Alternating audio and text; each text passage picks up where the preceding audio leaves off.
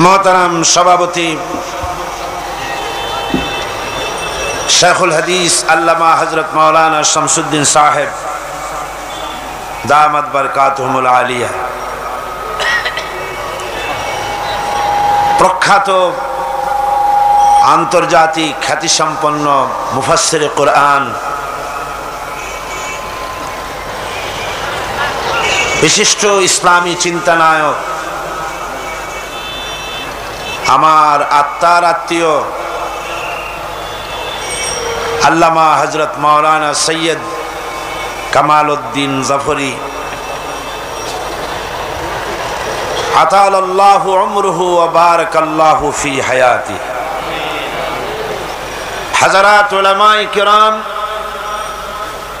सम्मानित देश विदेश থেকে আগত ভাই ও বোনেরা, প্রিয় সাংবাদিক বৃন্দ, আসসালামু আলাইকুম ওয়া রাহমাতুল্লাহি ওয়া বারাকাতুহু। মহান আল্লাহ সুবহানাহু ওয়া তাআলার দরবারে লাখো কোটি শুকরিয়া আদায় করি যে আল্লাহ তাবারক ওয়া তাআলা চট্টগ্রাম ইসলামী সমাজ কল্যাণ পরিষদ কর্তৃক আয়োজিত ঐতিহাসিক তাফসীরুল কোরআন মাহফিলের আজকের এই চতুর্থ দিবসে আমাদেরকে উপস্থিত হওয়ার তৌফিক এনায়েত করলেন, সেই মনিবের দরবারে শুকরিয়া আদায় করছি। সকলে পড়ছি আলহামদুলিল্লাহ, মহব্বতের সাথে জোরে সোরে সবাই পড়েন আলহামদুলিল্লাহ। আমরা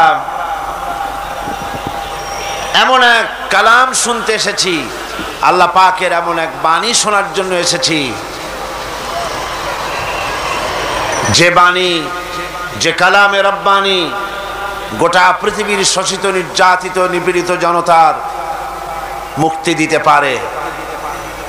কিয়ামত পর্যন্ত পৃথিবীতে যত মানুষ আসবে, সমস্ত মানব মণ্ডলীর সব রকমের সমস্যার সমাধান দিতে পারে যে কিতাব, তার নামই হচ্ছে কোরআনে কারীম। সে কোরআন শরীফ শোনার জন্যে মানুষের ঢল নামে, কোরআনকে জানার জন্য, বোঝার জন্য। এই যে বিশাল জনতা, আপনাদেরকে আসার জন্য নিশ্চয়ই সমাজ কল্যাণ পরিষদ আপনাদেরকে বাস ভাড়া, রিক্সা ভাড়া দেননি, কি বলেন, দিয়েছে নাকি? এ মাহফিলের শেষে তাবারুক বিতরণ করা হবে, সিডনি হবে, অথবা গোশত দিয়ে ভাত খাওয়ানো হবে, এমন কোনো শুভ সংবাদ পেয়ে এসছেন আপনারা? এমনকি একটা চকলেটও আপনাদের কাউকে দেওয়া হবে না, এটাই তো ঠিক। পথ ভাড়া পান নাই, খাবারের কোনো সম্ভাবনা নাই, দূর দারাজ থেকে কষ্ট করে বাস ভাড়া করে পয়সা খরচ করে এই যে মানুষের ঢল, কি জন্যে? তার কারণ হলো পৃথিবীর মানুষেরা আজ হাড়ে হাড়ে উপলব্ধি করছে মানুষের তৈরি করা মতবাদ পৃথিবীর কোনো একটি ভূখণ্ডের উপরেও শান্তি দিতে পারে নাই। কি বলেন, পেরেছে? পারে নাই। পুঁজিবাদ থেকে, পুঁজিবাদের অত্যাচার থেকে বাঁচার জন্যই তৈরি হয়েছিল সমাজতন্ত্র। সেই সমাজতন্ত্র ৭০-৭২ বছর ধরে পৃথিবীর মানুষকে কিছুই দিতে পারেনি। দিয়েছে হতাশা, দিয়েছে সন্ত্রাস, দিয়েছে ক্ষুধা, দিয়েছে দারিদ্র, দিয়েছে নির্যাতন, দিয়েছে যুদ্ধ, দিয়েছে বিগ্রহ, করেছে মানুষের উপরে চরম অত্যাচার। এছাড়া পৃথিবীর মানুষকে সমাজতন্ত্র কিছুই দিতে পারে নাই, যার ফলে সমাজতন্ত্র নিজেই কিছু দিতে না পেরে লজ্জায়, শরমে শেষ পর্যন্ত নিজের জন্মস্থানে গিয়ে রাশিয়ায় আত্মহত্যা করলো গলায় দড়ি দিয়ে। দুনিয়ায় বেঁচে থেকে লাভ কি?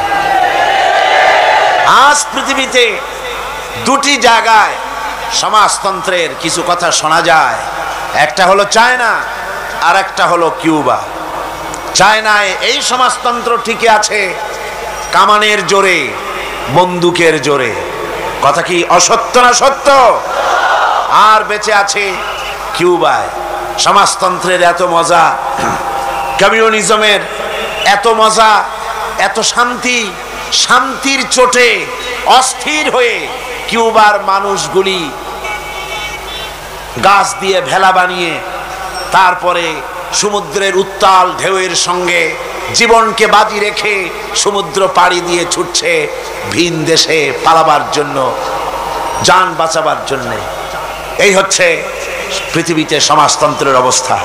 কিন্তু তারপরেও আমাদের দেশের কিছু খুচরা খুচরা কমিউনিস্ট আছে যারা বলেন বিদেশে সমাজতন্ত্র গেলে কি হবে, আমরা বাংলাদেশি গাছগাছড়া দিয়া সমাজতান্ত্রিক মকরধ্বজ তৈরি করে সর্বহারা রোগ বানাবো, সর্বহারা বড়ি বানাইয়া সব রকমের রোগ সেরে দেব, এমন রসগোল্লা বানায় দেব খাইতে গিয়া হা করে থাকবা, এমন জিলাপি বানাবো যা গরুর গাড়ির চাকার চাইতেও বড়, না খাইয়া মরবা না। এই সব কথা তারা বলে। আমি বলি বন্ধুরা, বঙ্গোপসাগরে যদি ভাটি লেগে যায় কর্ণফুলিতে জোয়ার আসবে না। সুতরাং জন্মস্থানেই যখন কিছু দিতে পারেনি, তখন পৃথিবীর কোনো ভূখণ্ডে কোথাও এই মানব রচিত মতবাদ কিছুই দিতে পারবে না। এখন যদি এই সমাজতান্ত্রিক নির্যাতনে লোকগুলি, সর্বহারা নির্যাতিত মানুষ শান্তির লক্ষ্যে আবার যদি ছুটে যায় পুঁজিবাদের দিকে, তাহলে তার অর্থ হবে চোরের ঘাটের থেকে নৌকা হেফাজতের জন্য এমন ঘাটে গিয়া বাঁধলো নৌকা, খবর নিয়ে জানলো এটা ডাকাতের বাড়ি। তাহলে অর্থাৎ অবস্থাটা এই হলো, উত্তপ্ত কড়াই থেকে জ্বলন্ত চুলার ভিতরে লাফিয়ে পড়ার মতোই অবস্থা হবে মানবতার। সুতরাং এই পৃথিবীর মানুষ, নির্যাতিত, নিগৃহীত, নিষ্পেষিত মানুষগুলি, তাদের সামনে খোলা ছিল রাস্তা ইসলাম, শুধু ইসলাম, একমাত্র ইসলাম। সেই ইসলামের দিকে যাতে করে তারা অগ্রসর হতে না পারে, এজন্য পৃথিবীর সমস্ত পুঁজিবাদী শক্তি, সমাজতান্ত্রিক এই এতিম শক্তি, তারপরে ইহুদি, নাসারা, মুশরিক, মুরতাদ সব ঐক্যবদ্ধ হয়ে ইসলামকে পৃথিবী থেকে মিটিয়ে দেওয়ার জন্য ঐক্যবদ্ধ সংগ্রাম শুরু করে দিল দুনিয়া থেকে ইসলামকে বিদায় করার জন্য। এই কুফরি শক্তির সাথে মোকাবেলা করার জন্যে মুসলমানদের তৈরি হতে হবে। কাদের তৈরি হতে হবে? আপনারা এই কুফরি শক্তির সাথে মোকাবেলা করতে পারবেন? আমার তো মনে হয় না। যেভাবে ইনশাআল্লাহ বললেন, যেভাবে হাত উঁচু করলেন, তাতে তো মনে হলো যেন পিছু টান আছে, ভয় আছে, পারবো কিনা ওদের সাথে। কি বলেন, পারবেন কিনা আপনারা? এই পৃথিবীর ইসলাম বিরোধী শক্তির মোকাবেলা করার জন্য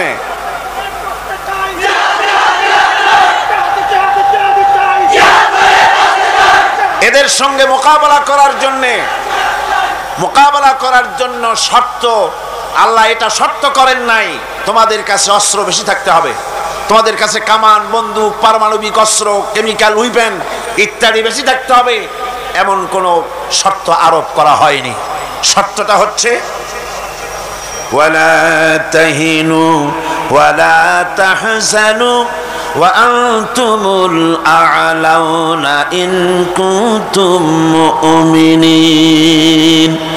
আল্লাহ রাব্বুল আলামিন বলেন, কোনো চিন্তা নাই, কোনো ভয় নাই, যদি তোমরা মুমিন হও আমি আল্লাহ রাব্বুল আলামিন তোমাদেরকে বিজয়ী করে দেব। জোরে বলেন সুবহানাল্লাহ।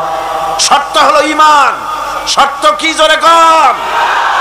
এই ঈমান যদি থাকে, বুকের ভিতরে আমানত, কার ক্ষমতা আছে পৃথিবী থেকে তোমাকে নিশ্চিহ্ন করে? কবি সম্রাট আল্লামা ইকবাল বলেছেন, तौहीद की अमानत सीनों में है हमारे, तौहीद की अमानत सीनों में है हमारे, मुमकिन नहीं मिटाना नाम निशान हमारा। একত্ববাদের আমানত, ঈমানের আমানত যাদের সিনার ভিতরে আছে, তাদেরকে পৃথিবী থেকে নিশ্চিহ্ন করতে পারে এমন ক্ষমতাই পৃথিবীর কারো। সুতরাং সবচাইতে বড় শক্তি হচ্ছে ঈমানের শক্তি। সবচাইতে বড় শক্তি কি? ঈমানের শক্তি। আমরা গত 3 দিন সেই ঈমানের কথাই বলেছি। গত 3 দিন কিসের উপরে আলোচনা করেছি? কোরআন শরীফের থেকে। আমি আপনাদের সামনে যেখান থেকে আলোচনা করেছিলাম আপনাদের নিশ্চয়ই মনে আছে, সূরা বাকারার সেই জায়গা থেকে, লাইসাল বিররা আন তুওয়াল্লু ওয়ুজুহাকুম কিবালাল মাশরিকি ওয়াল মাগরিবি ওয়ালাকিন্নাল বিররা মান আমানা বিল্লাহি ওয়াল ইয়াউমিল আখিরি ওয়াল মালাইকাতি ওয়াল কিতাবি ওয়ান নাবিয়্যিন। পূর্ব এবং পশ্চিম দিকে মুখ ঘোরানোই মূল কল্যাণ এখানেই নিহিত নয়। আসল পুণ্যের কাজ, আসল কল্যাণের কাজ হলো আল্লাহর প্রতি ঈমান আনা। সে আল্লাহর প্রতি ঈমানের কথা গত 3 দিন আমি আপনাদের সামনে এখানে আলোচনা করেছি। প্রথম দিন বলেছিলাম ঈমানের পরিচয়, দ্বিতীয় দিন বলেছিলাম ঈমানের গুরুত্ব, তৃতীয় দিন বলেছিলাম ঈমানের বৈশিষ্ট্য বা উপকারিতা। মনে আছে আপনাদের? আজকের যে বিষয় আমার আলোচনা, সে বিষয় আমার বন্ধু, আমার ভ্রাতৃপ্রতিম আল্লামা হযরত মাওলানা সৈয়দ কামাল উদ্দিন জাফরি, আলেমে দ্বীন, সাহেব ইলম, সাহেবুর রায়, মুফাসসির কোরআন, তিনি আলোচনা করেই ফেলেছেন। অর্থাৎ আপনি এমনি নিজে ফকির মানুষ, আর আমার থলির ভিতরে উনি হাত ঢুকায় দিয়েছেন পুরাটাই, যেটা আমি বলতে চেয়েছি আজ। তার মানে হলো আল্লাহ পাকের প্রতি ঈমান পোষণের ব্যাখ্যা অপূর্ণ রয়ে যাবে যদি না তাওহীদ এবং শিরকের আলোচনা না হয়। আলহামদুলিল্লাহ, উনি বলেছেন আমি এই সাথে কিছু জোড়াতালা দিয়ে দেখি আরো কিছু কথা বলা যায় নাকি, চেষ্টা চালাবো। আমা তৌফিকি ইল্লা বিল্লাহ, সুবহানাকা লা ইলমা লানা ইল্লা মা আল্লামতানা। উনি যে বিষয়ের উপরে আলোচনা করেছিলেন এটাই মূল বিষয়, এটাই আসল বিষয়। এই বিষয়ে জাতির মুক্তি, স্বস্তি, শান্তি, স্থিতিশীলতা, স্বাধীনতার গ্যারান্টি, দুনিয়ায় বেঁচে থাকার দলিল, কিয়ামতে জাহান্নাম থেকে বেঁচে যাওয়ার জন্য এর চাইতে বড় বিষয় আর কিছুই হতে পারে না। তাওহীদ এবং শিরক, এই দুটো জিনিসকে বুঝতে হবে, তাওহীদের পক্ষে আসতে হবে, আর জীবনের বিনিময় শিরককে বর্জন করতে হবে। মানুষের গোটা শরীরে তার হৃৎপিণ্ডের পজিশন যেরকম, ঠিক অনুরূপ ভাবে আল্লাহ পাকের সিফাতের ভিতরে তাওহীদের পজিশনটা ওরকমই। শরীরের ভিতরে হৃৎপিণ্ড যদি সুস্থ থাকে তাহলে তাম শরীরটা যেমন সুস্থ থাকে, ঠিক তেমনি ভাবে ঈমানি জিন্দেগি যাপনের সকল সঠিকতা নির্ভর করে আপনার তাওহীদের আকীদার উপরে। তাওহীদ ভিত্তিক আকীদা যদি তৈরি হয়ে যায় আর কোনো অসুবিধা নেই, আর কোনো অসুবিধা নেই। তিরমিজি শরীফের ভিতরে এসেছে হাদিসে কুদসি, আল্লাহ রাব্বুল আলামিন বলেন, কোন বান্দা যদি আকাশ সমান গুনাহ নিয়ে আমার দরবারে কিয়ামতে হাজির হয়ে যায়, আর যদি সেই গুনার ভিতরে শিরক না থাকে, আমি আল্লাহ ওই আকাশ পরিমাণ মাগফিরাত নিয়ে বান্দার দিকে এগিয়ে যাব। শিরক হচ্ছে সবচেয়ে মারাত্মক, আর তাওহীদ হচ্ছে জীবনের মধ্যে ধরে রাখার জন্য সবচেয়ে বড় জিনিস। আল্লাহ রাব্বুল আলামিন তার গুণাবলী, যে কথা আমি গত পরশুদিন বলেছিলাম, মনে আছে কিনা আপনাদের? সিফাতের কথা, প্রায় 3 ঘন্টা আল্লাহ পাকের জাত, সিফাত ইত্যাদি নিয়ে আমি আপনাদের আলোচনা করেছিলাম। আল্লাহ পাককে বিশ্বাস করতে হবে এভাবে যে রিজিক দান করতে পারেন তিনি, তিনি ছাড়া রিজিক দাতা কেউ নাই। জোরে বলেন আছে? কথার জবাব দিবেন পুরুষের মতো। মহিলারা আমাদের পাশে বসা পর্দার মধ্যে, সামনে যারা আছে এর মধ্যে মেয়ে লোক না পুরুষ? পুরুষ, তাও বলতে পারলেন না। পাশের বাড়িতে নাকি ডাকাত পড়ছিল, বউ উঠে বলছে তুমি এখনো ঘুমায়া? করবো কি, পাশের বাড়ি তো ডাকাত পড়ছে। তাড়াতাড়ি করে মাজায় গামছা বান্ধা দরজা খুলে দৌড় দেওয়ার জন্য প্রস্তুতি নিয়েছে। মহিলা জিজ্ঞেস করছে তুমি দৌড়াও কেন আমার একারে ভালাইয়া? কয় যে পুরুষ ডেকে নিয়ে আসে। তুমি পুরুষ না? কথা তো মনে ছিল না, তুমি না স্মরণ করাই দিবা। এখন আপনারা যে পুরুষ সে কথাও বলতে যদি না পারেন, আমার সামনে বসা কারা? জবাব দেবেন পুরুষের মতো, ইমানদারের মতো, মুসলমানের মতো। গোটা সৃষ্টি জগৎকে রিজিক দেন তিনি, প্রতিপালন সৃষ্টি করেন তিনি, প্রতিপালনও করেন তিনি। তার নাম হচ্ছে রব। আল্লাহর নাম কি? জোরে বলেন, নাম কি? এই জন্য কোরআনে কারীমের ভেতরে আমরা আল্লাহ রাব্বুল আলামিনের সূরা ফাতিহার ভিতরে শুরুতেই আমরা বলি আলহামদুলিল্লাহি রাব্বিল আলামিন। সবাই পড়েন আলহামদুলিল্লাহি রাব্বিল আলামিন। রব্বুল আলামিন কিন্তু রব্বিল মুসলিমিন নন শুধু, আলহামদুলিল্লাহি রাব্বিল মুসলিমিন শুধু নন, আলহামদুলিল্লাহি রাব্বিল আউলিয়া ওয়াল মুত্তাকিন নন শুধু, আলহামদুলিল্লাহি রাব্বিল মুরসালিন নন শুধু, আলহামদুলিল্লাহি রাব্বিল আলামিন। তিনি সকলের রব। সুতরাং তিনি সৃষ্টি করেন আর সৃষ্টির প্রয়োজনীয়তা পূরণ করেন, প্রতিপালন করেন, বর্ধিত করেন যার যা প্রয়োজন। রব শব্দের অনেক অর্থ আছে। সোজা কথায় আপনারা যদি আমাকে প্রশ্ন করেন, এক কথায় বলে দেন রব কাকে বলে, তাহলে আমি এভাবে জবাবটা দিব যে যাহার যে জিনিসের যখন যতটুকুন প্রয়োজন তাহাকে তখন সেই জিনিস বিনা দরখাস্তে যিনি পৌঁছে দেন তার নাম রব। মানুষের প্রাণী জগতের সকলের প্রয়োজন তিনি পূরণ করেন। তিনি হচ্ছেন আল্লাহ। গোটা সৃষ্টি তার, নিয়ন্ত্রণ করেন তিনি। তিনি ছাড়া আর কোনো প্রতিপালক নাই। তিনি নবী পাঠায় দিয়ে গোটা পৃথিবীর মানুষকে দীক্ষা দিয়েছেন, হেদায়েত দিয়েছেন। এমন নয় মানুষ সৃষ্টি করেছেন আর দোজক বানাই থুইছে, মরো দোজকে যাবার সোজাসুজি কোনো পথ দেখান নাই, এরকম না। আল্লাহ পাক মানুষ সৃষ্টি করেছেন, আবার পথও দেখিয়েছেন। পথ দেখাবার জন্য নবীদের পাঠিয়েছেন। এরপরে ইহকাল এবং পরকালের শাস্তি এবং শান্তি, মুক্তি কোন পথে তারও শিক্ষা তিনি প্রদান করেছেন। এরপরে আল্লাহ রাব্বুল আলামিনের এই তাওহীদকে, এই উলুহিয়তকে, এই রুবুবিয়তকে বোঝাবার জন্য অসংখ্য পয়গম্বর আল্লাহ পাক পৃথিবীতে পাঠিয়েছেন। সে নবীদের সংখ্যা কত আমরা জানি না। কোরআন শরীফে মোট 25 জন নবীর নাম এসেছে। বাকি নবী রাসূল যারা আছেন সকলের প্রতি আমরা ঈমান আনি। লা নুফাররিকু বাইনা আহাদিম মির রাসূলি, আমরা নবীদের মধ্যে কোনো পার্থক্য সূচিত করি না, সকলের প্রতি আমরা ঈমান আনি। এখন এই যে নবীরা পৃথিবীতে আসলেন, সমস্ত নবীদের দাওয়াত ছিল তাওহীদের দাওয়াত। দাওয়াত ছিল কয় রকম? চিল্লা এখন, নবীদের দাওয়াত ছিল কয় রকম? এক রকম। বিজ্ঞানীদের কথার সাথে কারো কথার মিল হয়নি। একজন বিজ্ঞানী বলেছেন মানুষ পেট সর্বস্ব, আরেকজন বলেছে সেক্স সর্বস্ব, আরেকজন বলেছে মানুষ মানুষই না, মানুষ হলো বান্দরের গোষ্ঠী। কারো সাথে কারো কথার মিল হয় নাই। কিন্তু নবীদের কথা গরমিল হয়েছে কখনো? একজন নবী বলেছেন আল্লাহ এক, আরেকজন বলেছেন না বেশি হতে পারে। একজন বলেছেন পরকাল আছে, আরেকজন বলেছেন ওটা একটা বাজে কথা। একজন বলেছেন মৃত্যু হবে, আরেকজন বলেন এতে সন্দেহ আছে। এই রকমের কোন কথার মধ্যে নবীদের কথায় বৈপরীত্য ঘটেছে? জোরে বলেন ঘটেছে?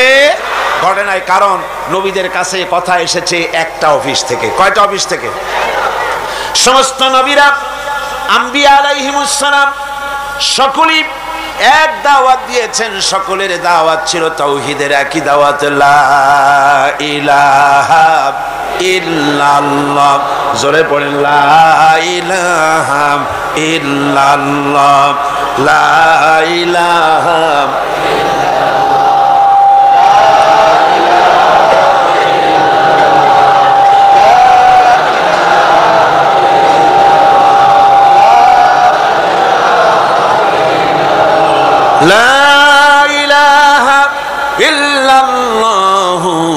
মুহাম্মাদুর রাসূলুল্লাহ। সব পয়গম্বরদের, নবী রাসূলদের একই দাওয়াত, লা ইলাহা ইল্লাল্লাহ, আল্লাহ ছাড়া কোনো ইলাহ নাই, মাবুদ। এই জন্য যখন যে পয়গম্বর পৃথিবীতে এসেছেন সমস্ত নবীরা দাওয়াত দিয়েছেন কি বলে, ইয়া কওমি ইবুদুল্লাহা মা লাকুম মিন ইলাহিন গায়রু। সমস্ত নবীরা দাওয়াত দিয়েছেন তার কওমকে, আম্বিয়া আলাইহিমুস সালাম দাওয়াত দিয়েছেন, হে আমার জাতি, হে আমার সম্প্রদায়, এক আল্লাহ ছাড়া কোনো ইলাহ নাই, এক আল্লাহ ছাড়া কোনো ইলাহ নাই, কোনো আইনদাতা নাই, বিধানদাতা নাই, শাসনকর্তা নাই, সেই আল্লাহর দিকে, সেই আল্লাহকে একমাত্র ইলাহ বলে মেনে নাও, তার আনুগত্য করো, তার দাসত্ব করো। নবীজি বলেছেন ওয়ালা, আল্লাহ পাক অন্য আয়াতের ভিতরে বলেন ওয়ালাকাদ বাআসনা ফি কুল্লি উম্মাতির রাসূলা আন ইবুদুল্লাহা ওয়াজতানিবুত তাগুত। আল্লাহ রাব্বুল আলামিন বলেন এমন কোন জাতি নাই, এমন কোন সম্প্রদায় নাই, উম্মত নাই যাদের কাছে আমি নবী রাসূল প্রেরণ করি নাই। তারা সেখানে গিয়েছেন আর সকলকে বলেছেন এক আল্লাহর দাসত্ব করো, তাগুতকে বর্জন করো, আল্লাহর গোলামি করো জীবনের সকল ক্ষেত্রে। এক আল্লাহ ছাড়া কেউ নাই, আল্লাহ হচ্ছেন এক। আল্লাহ কয়জন? আল্লাহ কয়জন? আকাশ জমিন, চন্দ্র সূর্য, নদ নদী, গাছপালা, জন্তু জানোয়ার, উত্থান পতন, বিশ্ব চরাচরের সকল সিস্টেম প্রমাণ এর সবচাইতে বড় সাক্ষী আল্লাহ হচ্ছেন এক। কোরআনে কারিমে রব্বুল আলামিন বলেন লাউ কানা ফীহিমা আলিহাতুন ইল্লাল্লাহু লাফাসাদাতা ফাসুবহানাল্লাহি রাব্বিল আরশি আম্মা ইয়াসিফুন।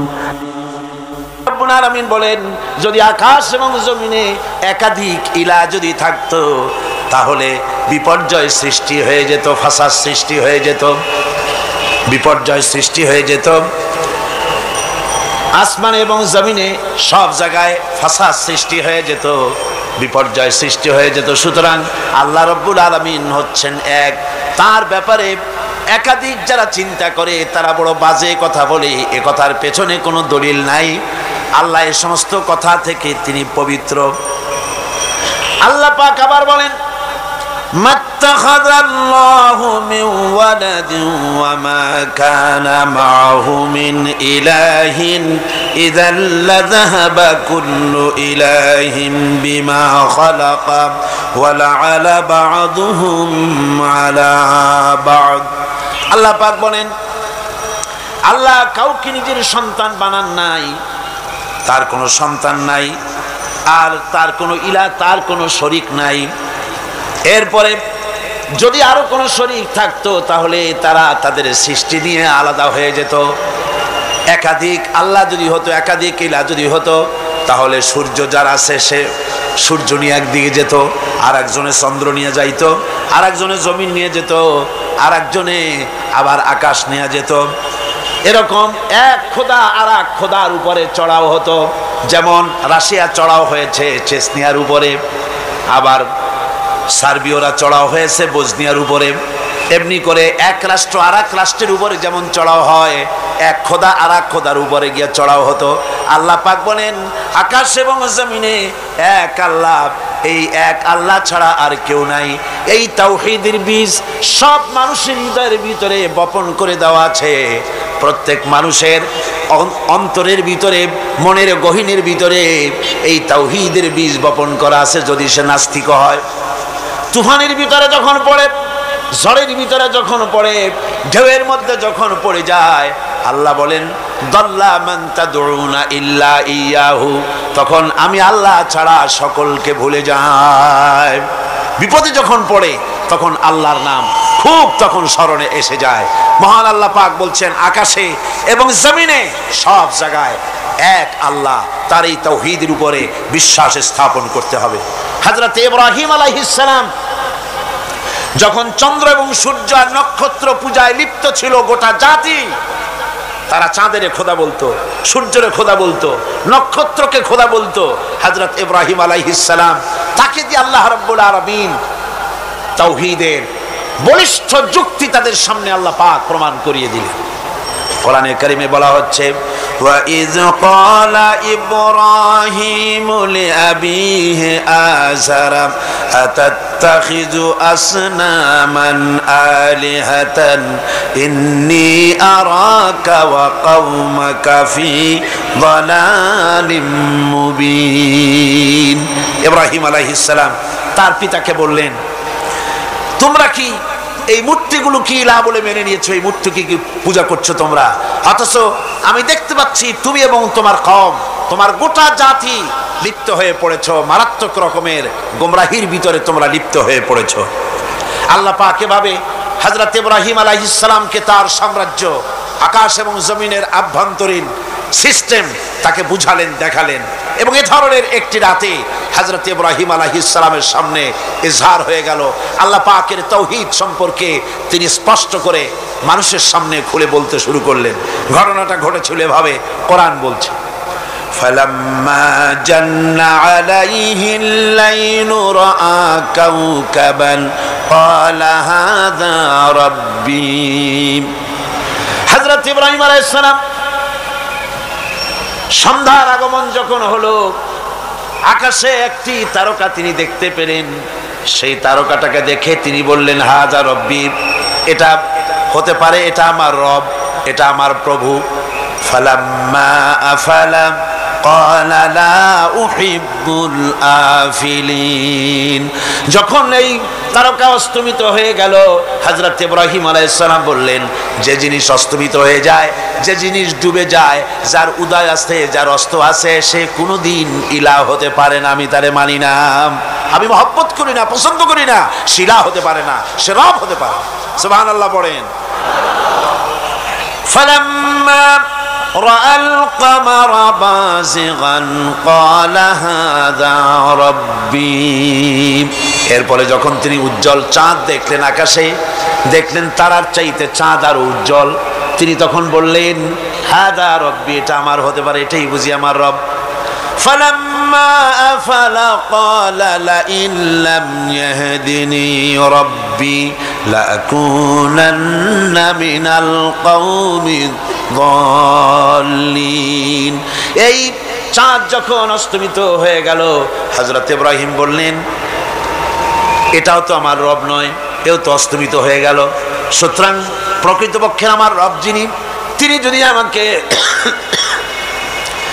যদি আমাকে তাকে চেনার তৌফিক না দেন, তাকে যদি জানার বোঝার তৌফিক না দেন, তাহলে আমি গোমরাহদের অন্তর্ভুক্ত হয়ে যেতে পারি, পথভ্রষ্ট হয়ে যেতে পারি।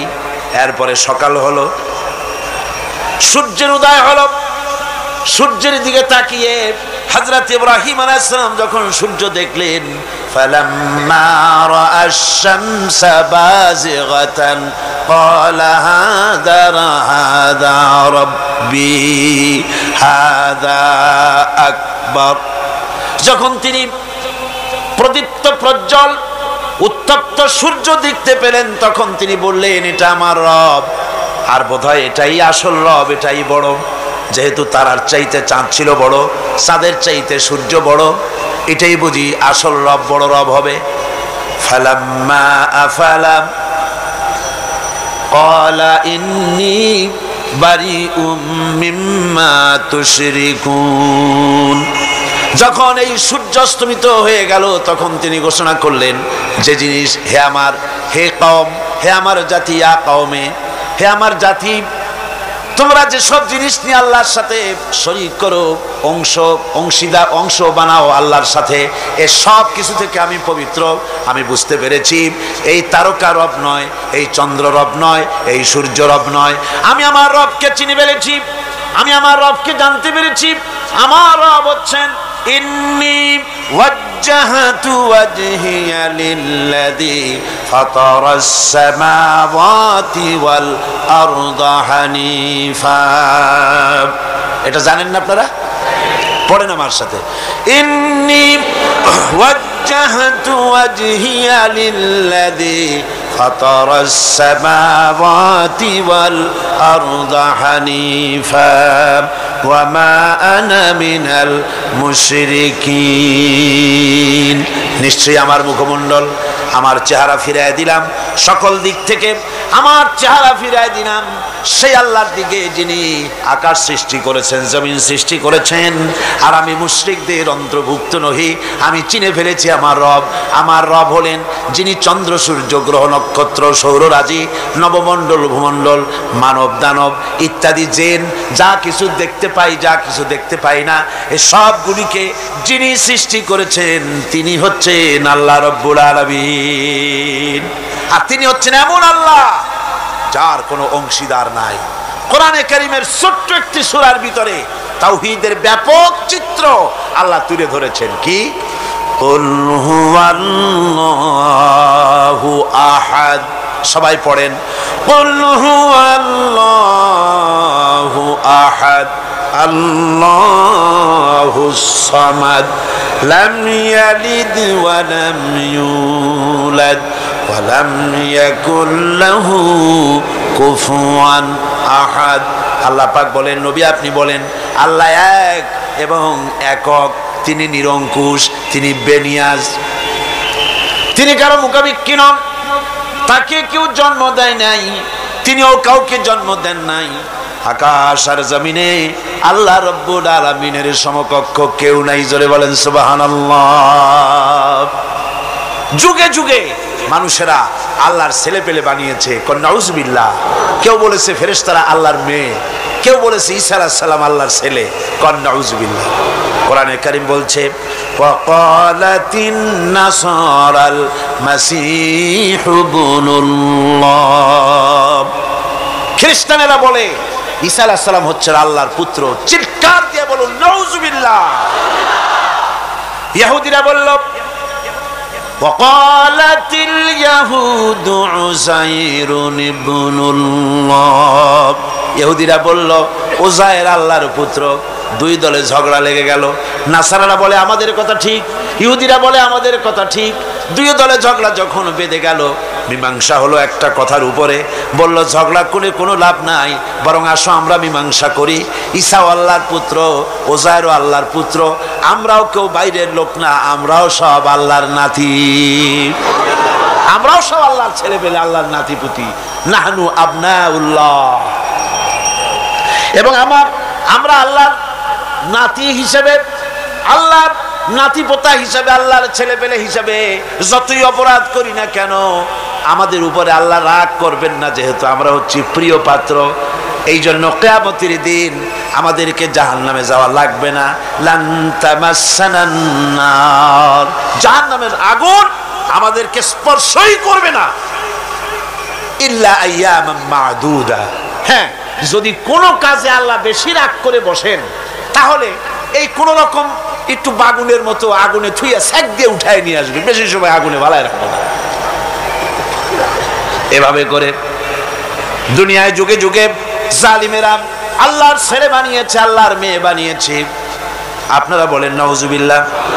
আল্লাহ পাক বলেন বাদিউস সামাওয়াতি ওয়াল আরদ আন্না ইয়াকুনু লাহু ওয়ালাদুন ওয়া লাম তাকুন লাহু সাহিবাতুন ওয়া খালাকা কুল্লা শাই। আকাশ এবং জমিনের উদ্ভাবক স্রষ্টা হচ্ছেন আল্লাহ সুবহানাহু ওয়া তাআলা। আকাশ আর জমিন তো তিনি সৃষ্টি করেছেন। কোত্থেকে তার জীবন, তার ছেলে আসবে কোত্থেকে, মেয়ে আসবে কোত্থেকে, যখন তার কোনো জীবন সঙ্গিনী নাই, বরং তিনি সব সৃষ্টি করেছেন। আকাশ জমিন যা তোমরা দেখতে পাও সব তিনি সৃষ্টি করেছেন। এই চিত্র আরো সুন্দর করে তাওহীদের এই চিত্র আরো ফুটে উঠেছে আয়াতুল কুরসির ভিতরে। আপনারা নামাজ পড়ে জামার বোতাম খুলে বুকের উপরে যে বড় করে একটা ফু দেন নামাজের পরে, দেন না? ওইটা কোন আয়াত? আয়াতুল কুরসি। এই যে আয়াতুল কুরসি পড়ে ফু দেন, এতে কিন্তু কোনো গুনাহ নাই, অনেক সওয়াব। সুবহানাল্লাহ পড়া। আয়াতুল কুরসি সম্পর্কে হাদিসে এসেছে প্রত্যেক নামাজের পরে যদি কেউ আয়াতুল কুরসি পড়ে, একবার করে পড়ে, কিয়ামতের দিন আল্লাহ রব্বুল আলামিনের ওই ব্যক্তি সম্পর্কে দায়িত্ব হবে লোকটাকে রব্বুল আলামিন জান্নাত দিয়ে দিবেন। তবে এরকম নয় যে আয়াতুল কুরসি পড়লেন আর আপনি যদি ব্যবসায়ী হন, ওজনে কম দেন, খাদ্যে ভেজাল দেন, মদ খান, কন্ট্রাক্টারি করলে পরে রাস্তার ইট সিমেন্ট পাথর সব খাইয়া ফেলেন, শয়তানি বদমাশি করেন, জুলুম করেন, আর আয়াতুল কুরসি পড়ে বেহেশতে যাবেন। বেহেশত আপনার মামু বাড়ি না যে যাইয়েই অমনি সবরি কলা পাবেন, সহজ ব্যাপার নয়।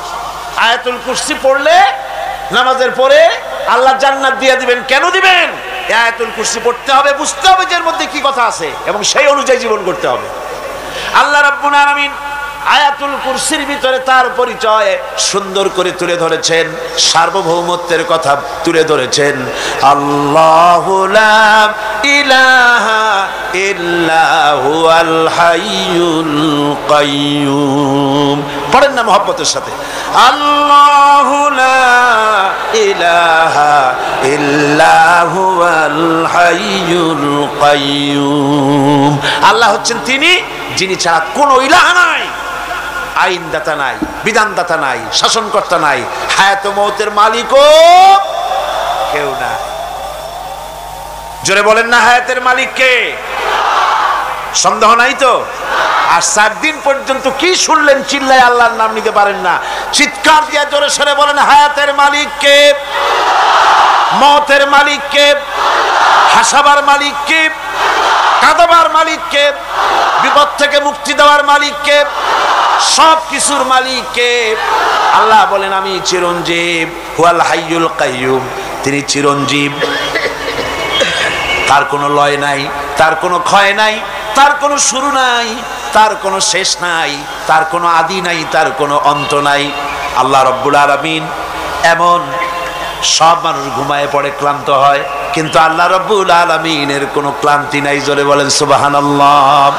লা তাখুযুহু সিনাতুন ওয়ালা নাওম। নিদ্রা, ঘুম তাকে স্পর্শ করতে পারে না।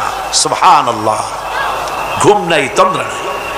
লাহু মা ফিস সামাওয়াতি ওয়া মা ফিল আরদ। আকাশও তার, জমিনও তার। আকাশ কার? চিল্লা এখন, আকাশ কার? জমিন কার? আমরা যে জমিনে সেজদা দেই, এই সেজদা কি মাটিরে দেই? কারে দেই? আল্লাহরে দেই। আল্লাহর জমিনের উপরে সেজদাটা আল্লাহরে দেই। মাথাটা নত হয় কার সামনে? আল্লাহর সামনে।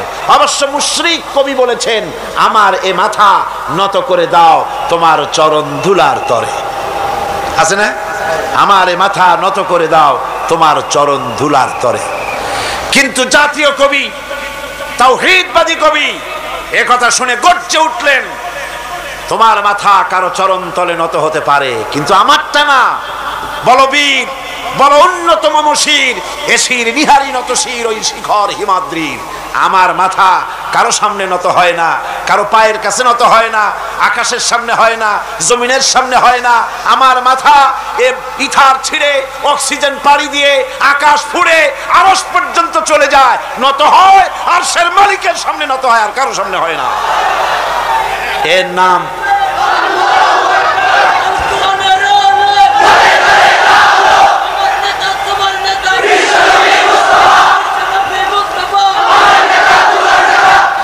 তাওহীদের। এই সলিড তাওহীদ বিশ্বাস করা লাগবে। আকাশ তার, জমিন তার, সমস্ত ক্ষমতা তার। মান যাল্লাযী ইয়াশফাউ ইনদাহু ইল্লা বিইজনি। কে আছে এমন তার সামনে তার বিনা অনুমতিতে সুপারিশ করতে পারে এমন ক্ষমতা আকাশেও কারো নাই, জমিনেও কারো নাই। জোরে বলেন সুবহানাল্লাহ।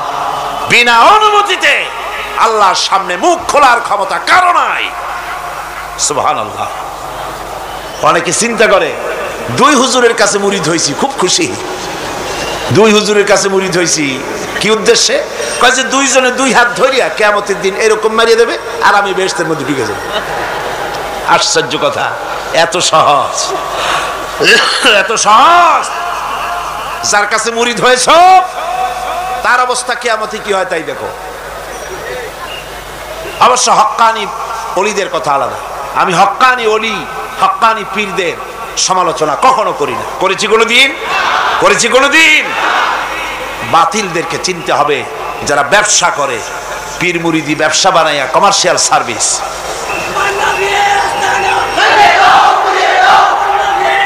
সুতরাং সুপারিশ কিয়ামতের দিন আল্লাহর দরবারে কেউ করতে পারবে না, আল্লাহ যদি পারমিশন না দেয়। কিয়ামতের দিন 50,000 বছর মানুষেরা হাসরের ময়দানে দাঁড়িয়ে থাকবে। 50,000 বছর বিচারের দিনটা লম্বা হবে 50 আলফা সানা মিম্মা তাউদ্দুন। এই পৃথিবীতে তোমাদের গণনা মতে 50,000 বছর যত বড় লম্বা, কিয়ামতের বিচারের দিনটা হবে অত বড় লম্বা। মানুষেরা হয়রান হয়ে যাবে। মানুষের মাথার চান্দি, গুনাহগারের মাথার চান্দি ফেটে গিয়া মগজগুলি গলে গলে পড়তে লাগবে। জিহ্বাটা ঝুলে কুকুরের মতো নাভিস্থল পর্যন্ত পড়ে যাবে। সারা ময়দানে পানি পানি বলে চিৎকার হতে থাকবে। মানুষেরা বিভীষিকাময় দৃশ্য দেখে হয়রান হয়ে যাবে। ভয়ের চোটে কলিজা গলার কাছে চলে আসবে। কোনো উপায় নাই। মানুষেরা হয়রান হয়ে গিয়ে হযরত আদম আলাইহিস সালামের কাছে যাবেন, আল্লাহর কাছে একটু সুপারিশ করেন, আমাদের বিচার হয়ে যাক। হযরত আদম বলবেন, আমার দ্বারা সম্ভব নয়। আমি নিজে আল্লাহর এক হুকুমকে ভঙ্গ করেছিলাম, জানি না আল্লাহ রাব্বুল আলামিন আমার সাথে আজকে কি ব্যবহার করেন। মিয়া সাহেব মাথা খাটান, বুদ্ধি খাটান, চিন্তা করেন আকল দিয়ে, বিবেক দিয়ে। আবাল বাশার আদম আলাইহিস সালাম আল্লাহর দরবারে কথা বলতে সাহস পাবেন না। বলবেন নূহের কাছে যাও। নূহ আলাইহিস সালাম বলবেন আমি পারবো না। ইব্রাহিমের কাছে চলে যাও। ইব্রাহিম আলাইহিস সালাম বলবেন আমিও পারবো না। সকলে এক এক অজুহাত দিবেন। বলবেন যাও মুসা আলাইহিস সালামের কাছে, তিনি বলবেন আমিও পারবো না। যাও ঈসা আলাইহিস সালামের কাছে। হযরত ঈসা বলবেন আমি তো পারবোই না, কারণ গোটা পৃথিবীর শত শত কোটি নাসারা আমারে আল্লাহর ছেলে বলেছে, আমি তো তাদেরকে কথা বলতে পারি নাই। জানি না আজই হাসরের ময়দানে আল্লাহ রাব্বুল আলামিন আমার সাথে কি ব্যবহার করেন। তবে আমি একটা পরামর্শ দিতে পারি, আল্লাহ রাব্বুল আলামিনের দরবারে আজকে কেবল কথা বলতে পারবেন বিশ্ব নবী জনাবে মুহাম্মদুর রাসূলুল্লাহ সাল্লাল্লাহু আলাইহি ওয়াসাল্লাম। হাসরবাসীরা তার কাছে যাবেন।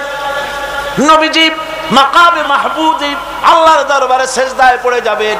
এই সেজদায় কত কাল চলে যাবে আল্লাহ পাক ভালো জানেন। সেজদায় পড়ে শুধু কাঁদতেই থাকবেন। রব্বুল আলামিন বলবেন হাবিব মাথা উঠান, আপনার দরখাস্ত আমি আল্লাহ রব্বুল আলামিন মঞ্জুর করে নেব। সুবহানাল্লাহ বিহামদিহি।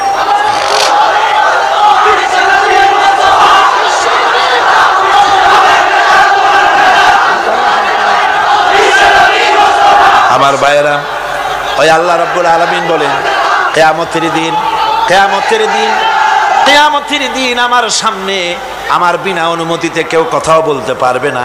ইয়ালামু মা বাইনা আইদিহিম ওয়া মা খালফাহুম। মানুষের অগ্রপশ্চাৎ কেউ জানে না। মানুষের আগের পাছের সবকিছু খবর আমি আল্লাহ রাব্বুল আলামিনের কাছে আছে, সব আমি জানি।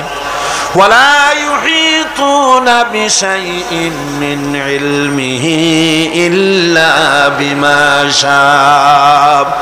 আর আল্লাহর জ্ঞাত বিষয় সমূহের ভিতরে কোন জিনিসই লোকদের জ্ঞানের আওতায় আসতে পারবে না। অবশ্য আল্লাহ যদি কিছু নিজের জ্ঞান থেকে কাউকে জানাতে চান সেটা স্বতন্ত্র কথা। ওয়াসিআ কুরসিয়ুহুস সামাওয়াতি ওয়াল আরদ। তার সাম্রাজ্য সমগ্র আকাশ জমিন, আকাশ মণ্ডল জমিন নিয়ে বিশাল সাম্রাজ্যের একচ্ছত্র অধিপতি। কেউ তার মোকাবেলায় নাই, কেউ তার সমকক্ষ নাই। চিল্লায় কোন সুবহানাল্লাহ। ওয়ালা ইয়াউদুহু হিফযুহুমা ওয়া হুয়াল আলিয়্যুল আযীম। এসব কিছু রক্ষণাবেক্ষণ করতে গিয়ে আল্লাহ পাককে কখনো দুর্বল করে দেয় না, অক্ষম করে দেয় না। আল্লাহ ক্লান্ত হন না, তিনি সর্বজয়ী, সর্বজ্ঞ। সুবহানাল্লাহি বিহামদিহি। জোরে কান সুবহানাল্লাহি বিহামদিহি। এবার আল্লাহ রাব্বুল আলামিন চোখে দেখা জিনিসগুলি বলতেছেন, বান্দা আমার তাওহীদ দেখতে চাও? চোখে দেখা জিনিসগুলির ভিতরে তাকিয়ে দেখো, আমার তাওহীদ বিরাজ করছে। আল্লাহ পাক বলেন أمن خلق السماوات والأرض وأنزل لكم من السماء ماء কে আছে এমন তিনি কে যিনি আসমান থেকে পানি বর্ষণ করেন, তিনি যিনি সৃষ্টি করেন এবং তোমাদের খাবারের জন্য জমিনের ফসলের জন্য আকাশ থেকে বৃষ্টি বর্ষণ করেন। কে তিনি? কে? আল্লাহ ছাড়া। এবং ওই বৃষ্টির পানি দিয়ে জমিন থেকে ফসল উদ্গত করে দেন। তোমরা কি নিজেরা এই ফসল উদ্গত করতে পারো? তোমরা নিজেরা তো পারো না। আমি আল্লাহ রব্বুল আলামিন আকাশের পানি দিয়া বৃষ্টি দিয়া জমিনের ফসলগুলি উদ্গত করে দিয়ে তোমাদের খাবারের বন্দোবস্ত করি। আইলাহুম মাআল্লাহি বাল হুম কওমুন ইয়াদিলুন। আমি আল্লাহর সাথে এসব কাজের মধ্যে আল্লাহর সাথে কোনো অংশীদার আছে নাকি কেউ? জোরে বলেন, আছে নাকি কেউ? আল্লাহ আবার বলেন أَمَّنْ جَعَلَ الْأَرْضَ قَرَارًا وَجَعَلَ خِلَالَهَا أَنْهَارًا। তিনি কে?